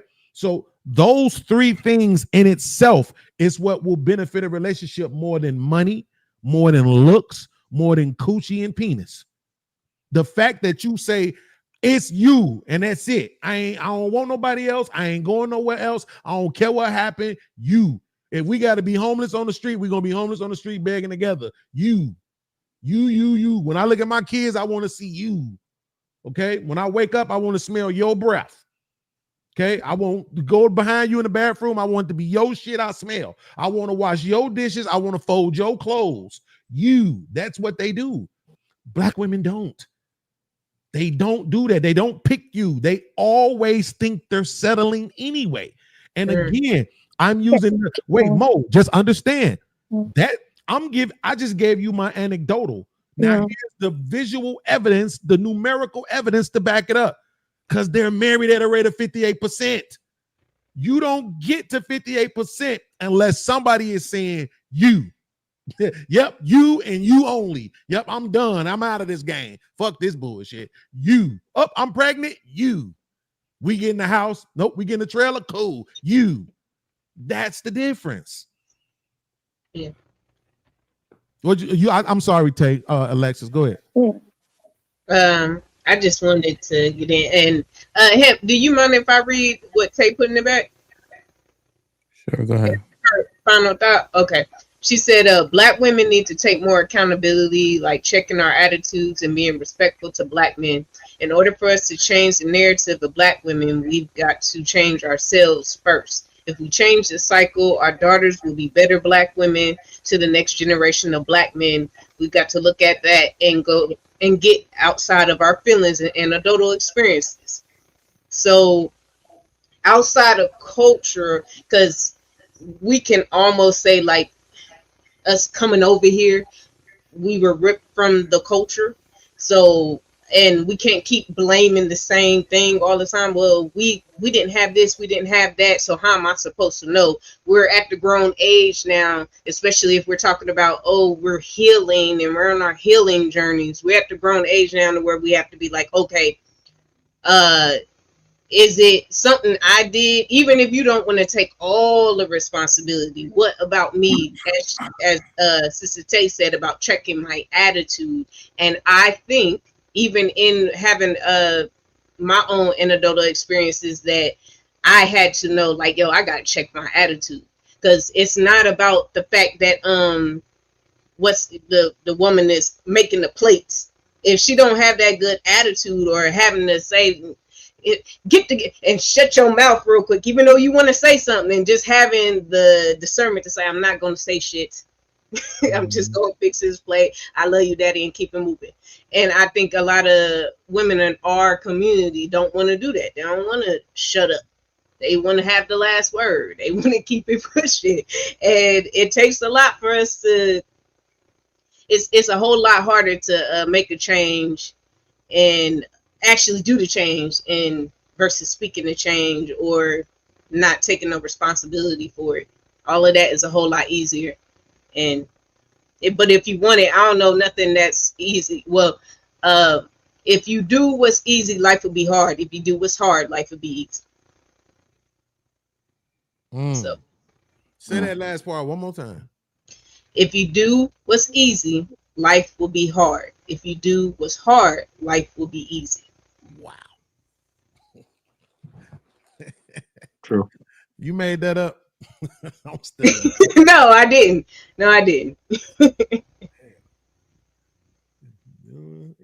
Shout out to one of the Christian YouTubers I watch. I mean, it's simple for me. Like that. Because like these kind of panels sometimes they can like dissect these things in college like classes, I think, to understand like we can really see it like right 1080p of certain behaviors, certain things. So like the show earlier when women were talking about all this growth and seeing themselves in this journey, I usually always call cap. Because it's not about like what you say, it's about like what you show me. So if you show me that I say 5 words and that you gotta interrupt me, yo, it's a wrap. Even if I tell you that, hey, and you still trying to, yo, it's a wrap. Soon as I respond or say something and you don't address what I say and you come back with some other crap, like it already tells me from the bottom level all the way to the corporate level of woman, it's a Western society issue. That's a fact. But that from the bottom of the bottoms, the average Joan do all this stuff. And I would say all the people up here, yo, we average to a certain extent. Ooh. And it still it still happens. So that's what's crazy, that sometimes women or even men sometimes can't even look into these little square boxes I and be know like, I'm tired, damn. John, but you killing this sometimes. Shit, I can't get nothing from that. I know Well, I most look of the tired, time. but I'm Hey, I ain't even hear it because you ain't calling out. Come on, I was now. waiting. I was waiting. I was like, ooh, it's gonna come. I keep it. It's most of the time. I say most of the time. Majority, Jack. I would say every time I do hear a mention of healing or self journey, I never hear anything about, well, how am I going to be a better person for another partner or the next person I deal with? How am I going to give more so that I can receive what I want? It's always, I deserve something better because this guy didn't do what I wanted. And that's what the result that they're looking for when it says healing. At the end of healing, now when we use the word healing in like any term we want, it's usually because it's a result of either trauma or fighting or something that may have damaged you, or you've been through pain. When you've been through pain, you're healing. When you're healing, you don't heal forever. That pain is finite, right? You may have a scar and you may have some tissue or some blood or whatever, but once you're done healing, you may be wounded and you may be triggered, but what triggers you shouldn't be triggering you anymore. You're not dating your ex the next time. You got to stop comparing us to your ex. You just like him. You just like my baby daddy. You just like this and you just like that. No, I'm not. I'm a completely new guy, a completely new personality. For the past 40 or however old I am, you have not been dealing with me. Do not compare me to anyone of your past, because I am not from your past. I'm in your present and I'm in your future, and that's going to determine how we get together and make this work. And making something work takes time, and it takes patience, and it takes discernment, and it's frustrating, and nothing worth having something good that lasts forever, such as a house, a car, money, a job, isn't going to come easy. It takes work, and you got to go through a lot of shit, right? Well, wait. Shit that you don't want to do. EBD. I'm a bad bitch. He ain't shit. He ain't shit. I've been married and I've been divorced, so I at I'm talking least have an idea. about HAMP for playing that damn clip. He ain't shit. Yeah. That's okay though. And I just saw somebody got Chaotic Truth for saying that shit the other day. Now I'm got. That's fucked up. Ain't none of these white girls gonna want me after they see it. Okay, ABD. I just want to make one clarification to what you said though. What you got? Yes, triggers are forever. I'm sorry to all y'all who run around telling people that they can get rid of their triggers. Stop lying to these folks. That's not how that works. Triggers are forever, but you learn how to cope with and manage your triggers. That's what it is. You know what I'm saying? And you learn how to control your response to your triggers. So I just wanted to make sure we had that one point of clarification. But again, listen, I just want you to know, Mo, I know you don't really believe me, but I just did 5 new songs all about loving women, literally. So, and on the pictures, it's all black women. On the thumbnails, it's all black women. Yeah, I mean, and it's dark-skinned black women, right? I was just with a dark-skinned black woman for 15 years, and I miss her sorely. Okay. I wish I could have had that experience. I feel worthless now that she's gone. And it's hard to find a reason to keep going every single day. Music, podcasting, shit like that. That's what keeps me going. That's what got me motivated. Still trying to build my businesses and stuff like that. But, you know, the fact that I don't have her hit a shit. Listen, Rebecca looks better than my ex. She couldn't pay me. And I'm not trying to pull you in it because I know you, man, but I'm just saying she couldn't pay me. I want my ex back. Okay. And that woman is blacker than me. So I'm just saying, my whole thing is I just get tired of that narrative where people try to make it seem like we got something against black. We got something against melanin. We got something against the quote unquote African phenotype. No, I love it dearly. Dearly. Black people are definitely eugenicists. 1,000%. Damn. 1,000%. 1,000%. We do not like ourselves. 1,000%. And it's evident in a lot of the choices that we make. Everyone talks about results. I talk about results. They say, "Oh my God, it's true." Well, choices like what, Mo? Like what choices? That's hard. When I say black people are eugenicists, 1,000%.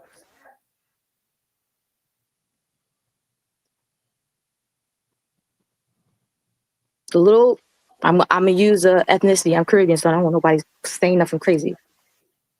The little Haitian girl, the little Haitian boy, from the time here to the time here, do not feel, I shouldn't say that, are not treated as if their glory and how the Most High made them is valuable, period. And they're going to blame society until once again they do the self-work. What are the Another choices thing with that black eugenicists. people make? Well, what are the choices though? I'm sorry, go ahead. You said based on the choices we make, what are the choices? Right. Once again. Because you said people growing up from the time, yeah, because that's where it typically starts. From the time they're growing up, it might even come from their own mother, low key. Another topic for another day. Another topic for. I'm honest, but I just don't like. I just don't like when we do the whole black woman, black man marriage thing, and it takes two people to tango, and then the person that everyone knows is the proposer goes off and marries someone else, and then they say, "Oh, you're not getting married, but yeah, you're going off and marry somebody else." How does that make up the stats? But okay, the eugenics things. But back to the eugenics, yes, sir. So the eugenics thing, big nose, big lip. It's true. It's true.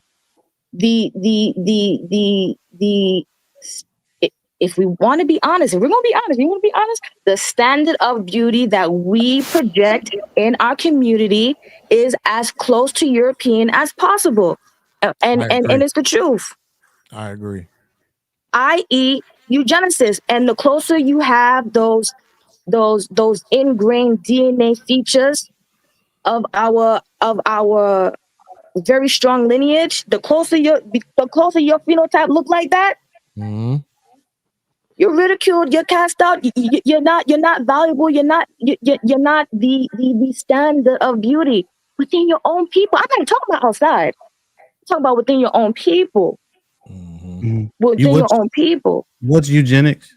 Eugenesis, like phenotypes. No, what's eugenics? Yeah, what makes a person eugenicist? Okay, now boom. Because of that, I'm gonna answer. Because of that now, so now when I seek to reproduce, you can't look like that. Except for black women, what 93% within their race, black men 83% within their race. Eugenics would say, well, we date, marry each other, be with each other. So I guess if we were eugenicists, you would see the opposite happening, but instead you see us together. Oh, wait. I'm saying within our own race. I know, but we're not. But you're saying we would be breeding out, right? We're saying that we see beauty in the eye of No, the no, white people, but we would yeah. then be trying to erase ourselves, but we're not doing that in mass. We're actually practicing positive eugenics. Yeah, there's Yeah. a positive eugenics also. So yeah, we date and mate clearly more and have higher numbers of births than anybody else. So that goes against your argument about eugenics. But I understand what you're saying from a philosophy aspect. As a person with nigga lips and a nigga nose, you are exactly right, and dark skin. So trust me, you know what I mean. You So not grow into literal, not literal. yeah, you grow into it. You know what I mean, and you know.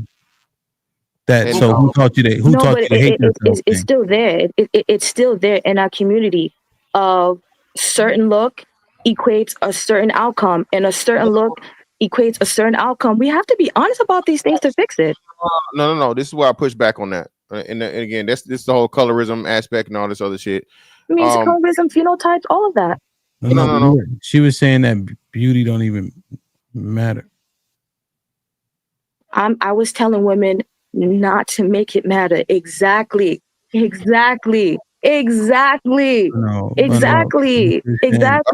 Because they're going to dismiss you on how you look.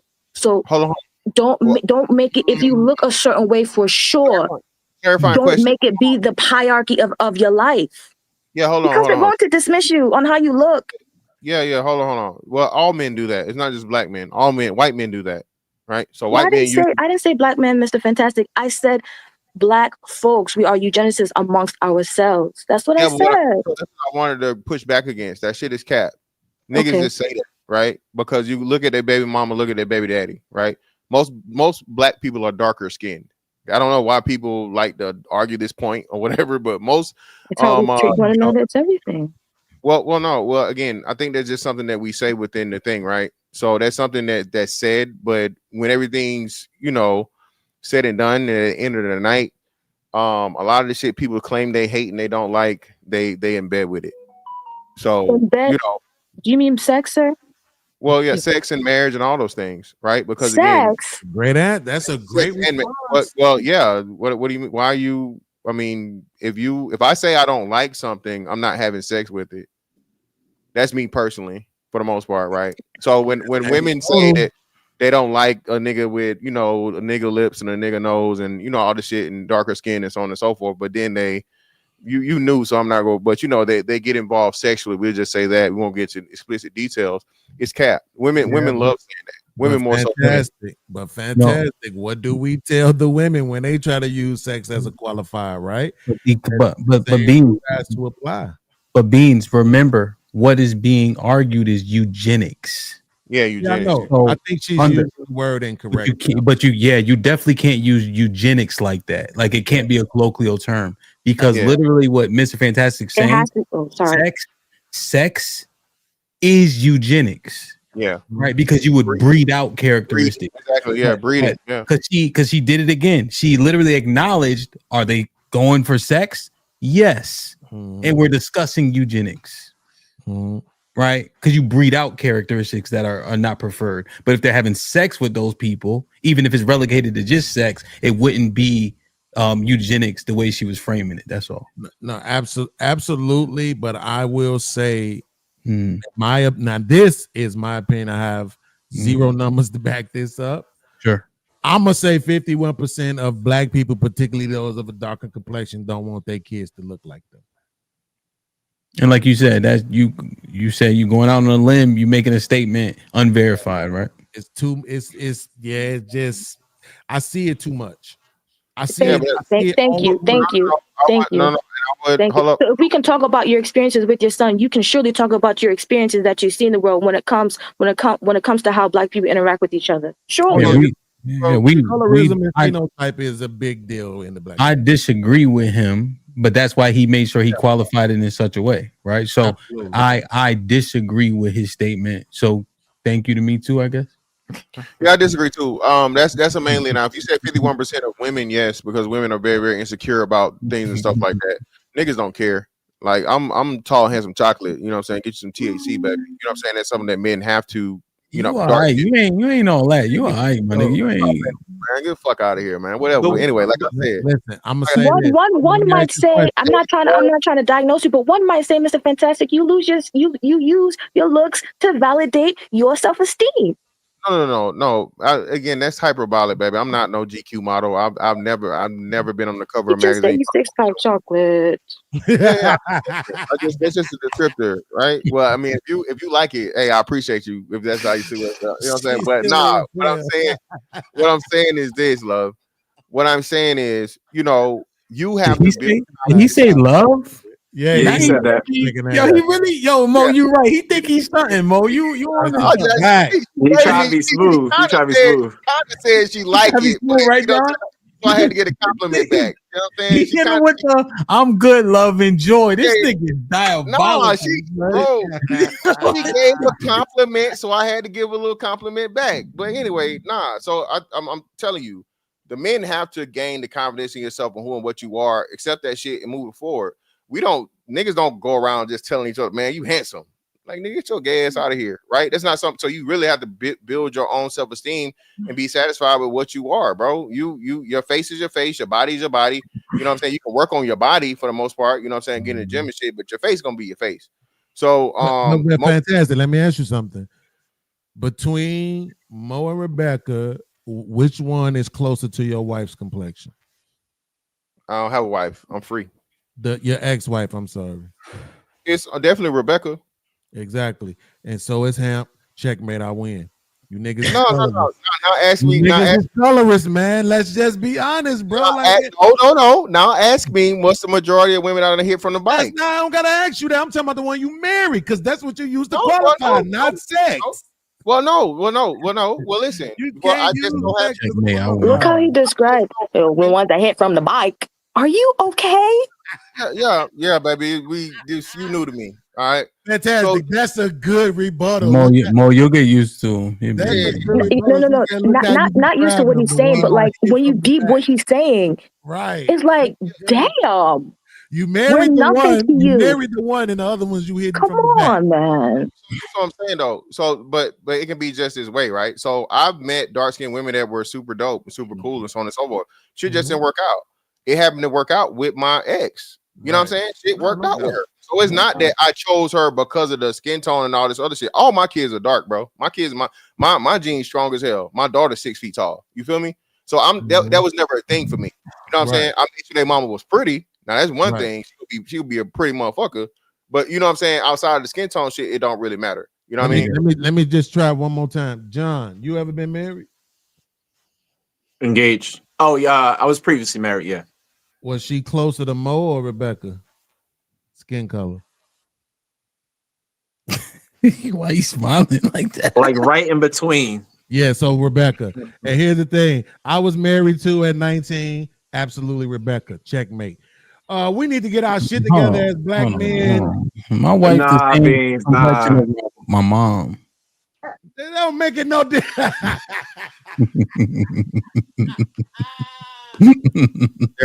They're more dark skinned married women than light skinned married women. That's a fact. Yeah, because it's more dark skinned women. You just said that. Okay, well,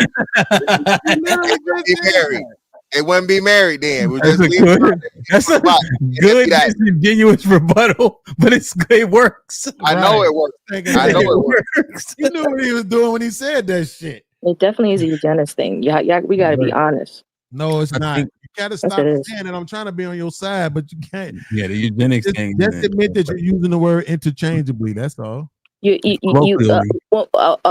Especially the women that have very, very, I call it original. You can just tell, man, their DNA is just, oh my God.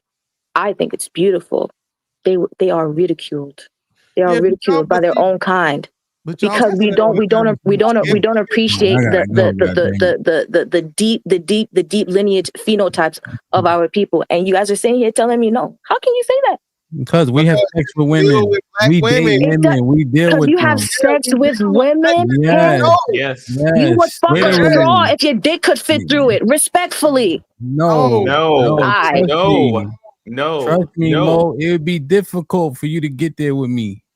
But what I'm saying is we select the women that we select, and they be dark, they be light, they be brown, right? It's about the attractiveness of the woman to that man. I think you are overemphasizing this complexion thing. I know you guys brought it to complexion. I said eugenesis.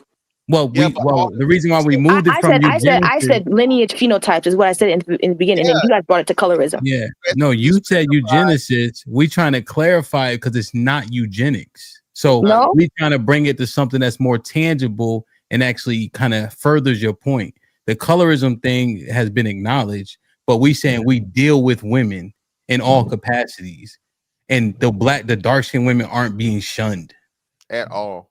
That's the point. Or the natural women. The natural women are praised more by black men more than anyone else. And it's weird how the hair and the nails and the makeup and the earrings and all the jewelry, you know, you feel some type of way when you walk out into the world, and that's not what black men as a whole or a monolith have asked you to do. What we've asked you to do is keep it real, keep it natural, because that's your natural beauty is what attracts us. But you're saying, nah, you want to copy the long hair, the weaved in hair, the fake nails, the fake everything. No man asked you as a monolith to be fake. We asked you to be real because that's what attracts us. Hey Mo, where you live at, Mo? Real quick, or not where you not specifically. Well, are you in the States? Yeah. Okay, up north. Are you in the States is a wild question. I got you, but yeah. You up north, huh? Yeah. You from the East Coast? I wasn't raised there, but yeah. Okay. I was raised in the South. Okay. Oh, you got to learn how to take the victories. We had them pinned to the mat. We was going for the 3 count. You got 5 guys on the panel. 4 of them been married to fair-skinned women. We had them on a colorist argument. Why do you have to bring the eugenics back up? Because I want us to get better. I will not coddle people. Damn it. Coddle. Damn it, man. We were right there. Sorry. If you're attractive, that's right at if you're attractive, it is what it is, man. And Once again, with wait, attractive, how do you determine someone that's attractive or not? Wait, it's not just the If looks. I get turned on, it's not just the looks, it's the personality, it's how you get treated. EBD, hold on, EBD, we talking about black women. EBD, hold I on. get it. Yeah, I get that too. I'm Hey, not this alien part, to it.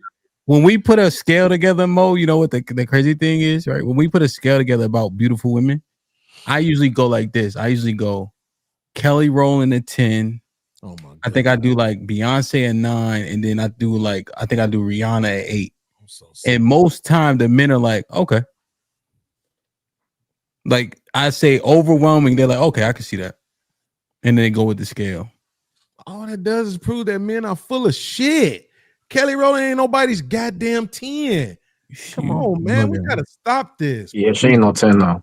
And also all of the women you just mentioned don't have African phenotype. Just say it.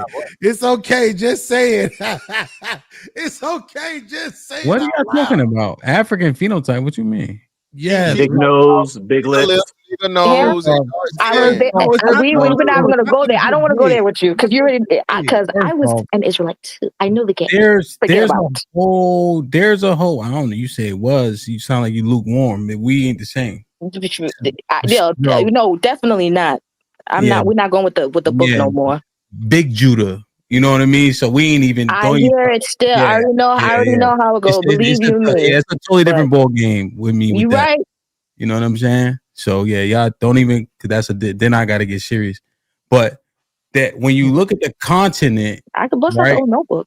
When you look at the continent, it's a whole. We not all the same. That's another thing. We ain't all related. You know what I mean? That big head, big forehead Ethiopian ain't related to me. Hey, the women guy. Yeah, the women. That's this guy.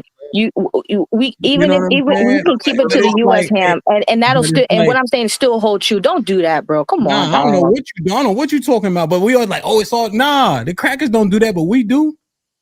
Do what? We ain't all the same black person.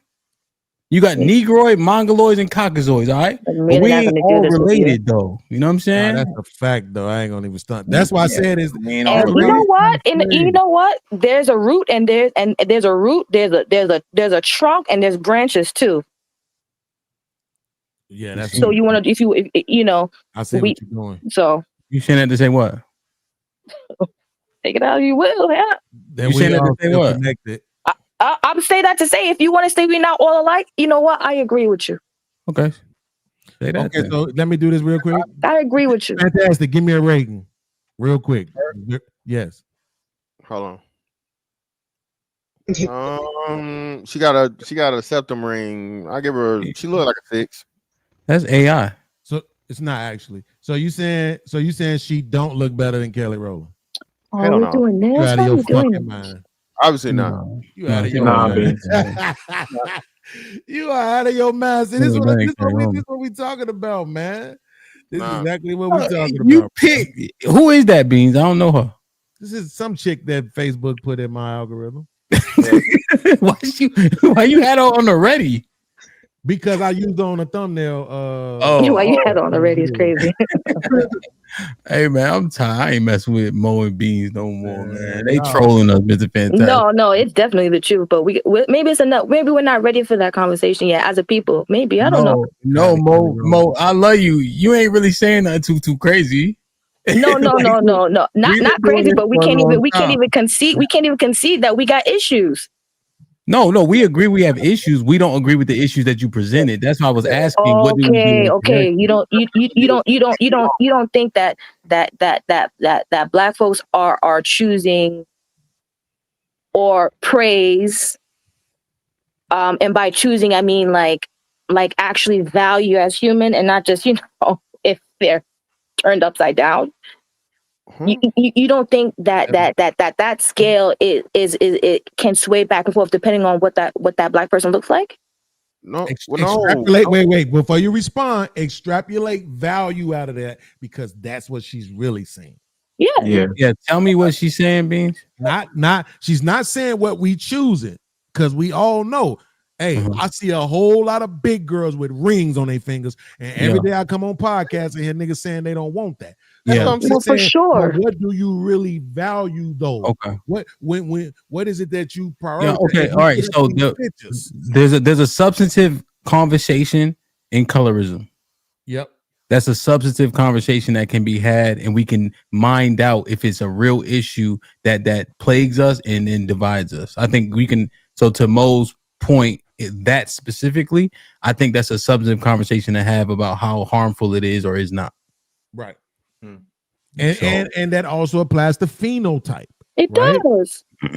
It implies the phenotype. Your HAMP, you have a specific phenotype facially, right? If somebody just put your face on the screen and said, pick the sport he played, we all know it's football. We all know y'all just had this look. Like you got I will run through a wall look. It's a certain look that you have. It's the neck. It's the shoulder. It's all that. No, but I'm talking about his face. I'm not talking about his neck or the rest of his body. I'm talking about his face. I'm talking about the way his nose is shaped. He looked just like the coach from the That nigga look like Gerald Levert. He could be singing R&B. Get the fuck out of here. Hamp, bust a tune, Hamp. We know he got them pimples though. I'm just saying, it's a certain kind of look. The phenotype that look, he looked like he got them pimples though, don't he? You know how every on two time, chains. You know how every time they find those statues, they say those statues is somehow related to us.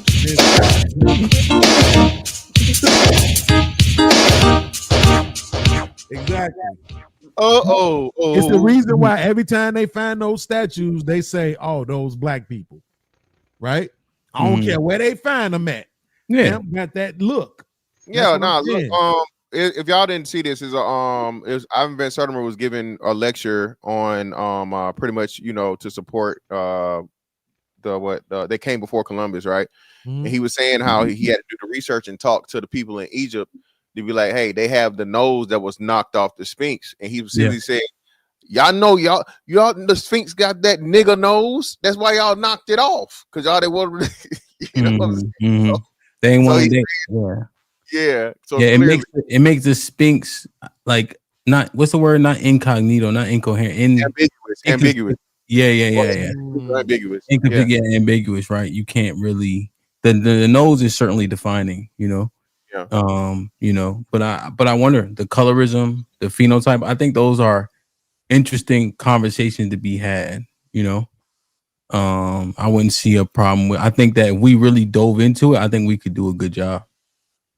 I think the phenotype is the conversation that we really need. That's a different one. Colorism type, we've had those. You might do that, yeah. That phenotype thing, I'm telling you, it's because I think one of the things, and I don't know you're trying to end the show, the women need to understand is that you can't always go to that, right? Like this is what the point Fantastic was making. As men, at some point we learn, like, okay, I look like this. Okay, cool.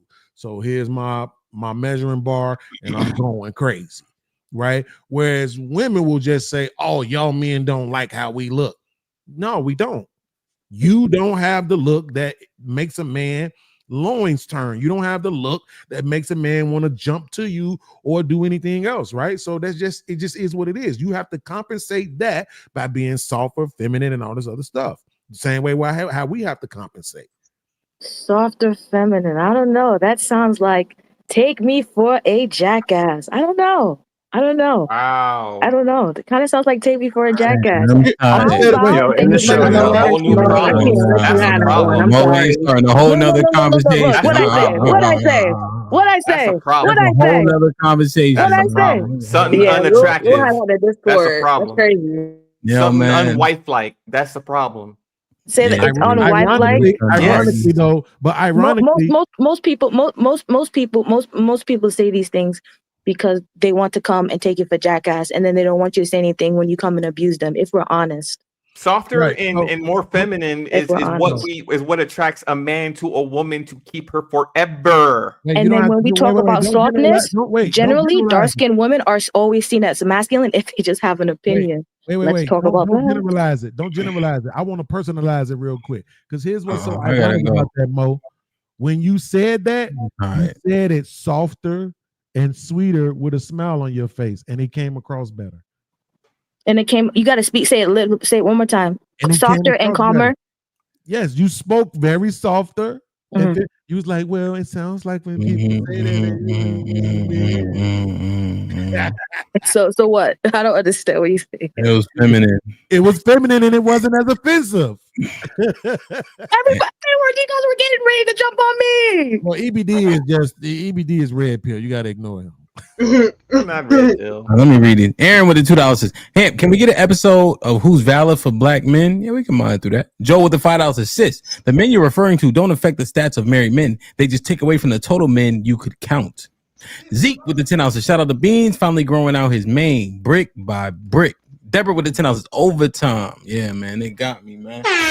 John with the 20 ball says, "Last I checked, you get what you qualify for based on whether or not both individuals value each other equally. What benefits this arrangement is if your culture is pro-relationship and not pro-individual." Aaron with the $5 says, "Hispanic culture was taken from them too. Why do they still hold certain things that black people cannot? Since they are black, right?" Shout out to Fat Joe, right? John Henry with the $2 says, "What you get what you qualify for." John Henry with the $5 says, "You didn't qualify if the proposer married someone else. Where's the problem?" John with the $2 says, "Value has no worth unless it's agreed upon." Red Pill Ranger was popping with the $5 says, "Ugly is ugly regardless of skin tone. Tiny T.I. wife has never been cute. It's some colorist, but primarily it's about features and how they look." Red Pill Ranger with the $2 says, "Black women, the finest women on the planet. They just aggravating." And TAT with the $2 says, "Hamp, I'm dark and my wife is dark. My wife is Beans complexion." Okay, then. With the $2 says, "Rebecca light, but she got strong black features." Phenotype. Ezekiel with the $5, "Go to bed, niggas." We stream with the $5 says, "Google and gold ration in reference to beauty. It's not that suggestive beauty is not symmetry. Wait, it's not that. Suggestive beauty is about symmetry. The human brain bothered by unsymmetrical things." Salute to y'all, man. It's been a fun stream. Very interesting. It had a lot of twists and turns. We definitely got to get this clipped up. You know what I'm saying? And the conversation was certainly provocative. And I think in a more positive way than we initially think. especially on the watch back. You know what I'm saying? I'm interested to see the comments when I wake up in the morning from the 1,000 people that usually watch it between now and when I start checking YouTube at like 9 o'clock and shit like that. So salute to y'all. Beans, good shit, man. That and it's crazy. Like you said it, Rebecca asked for more information. You expounded on it. We were able to extrapolate that to the one that got away as we start to see Black men have different interests, like the passport thing is not as taboo anymore as it used to be, and so I'm looking at that, and I'm not a proponent of dating outside the race, so it gives me cause for pause. So when it's presented in the way in which you presented it, because you feel how I feel about Black women, right? It's innate to you to want them only, but in the interest of the baby, you saying, okay, what's going to put him in the best situation to be successful? And the fact that that's a consideration, it deserves a conversation, so salute to you for that, man. And I think, we probably rehash a little bit on Friday like we usually do to see what's what, man. You know what I'm saying? Shout out to the Dark Skin Brothers. Old ass fantastic just got up out of here. My brother John in the building. EBD, you come to DC. I got a Black girl for you, we're gonna put an earpiece in your ear. Say what I tell you to say. Don't improvise. You be all right. Mo been cooking all day long. She here like she's supposed to be. Like she been here for months and shit. Cutting me off over time. I said, God damn it. Usually when they first get on the panel, they nice to me. My bad, bro. It's all good, man. Badass microphone, Yeah, I know. Salute to Rebecca for hanging in there with me. and again, thank you so much for your understanding, Rebecca. That's big. You know what I'm saying? Salute to Lex for hanging in there with me, man. I know that shit be hard. He like trying to go because we start 3 hours before we drop the link. You know what I'm saying? So it's real, man. But dope show. If y'all didn't get a chance, watch the show from earlier. That show was amazing for sure. This show is awesome. Tomorrow night is all my married friends. I did my single friends last week. Now we got the married people on the panel. Let's see how honest they could be. Know what I'm saying? So it should be interesting, man. There's still, I don't even know if there's any early bird tickets to DC left, but if you could make it there, man. It's going to be a wonderful weekend for sure. I love y'all. I appreciate y'all. Be safe and do the right thing, man. Like, share, subscribe.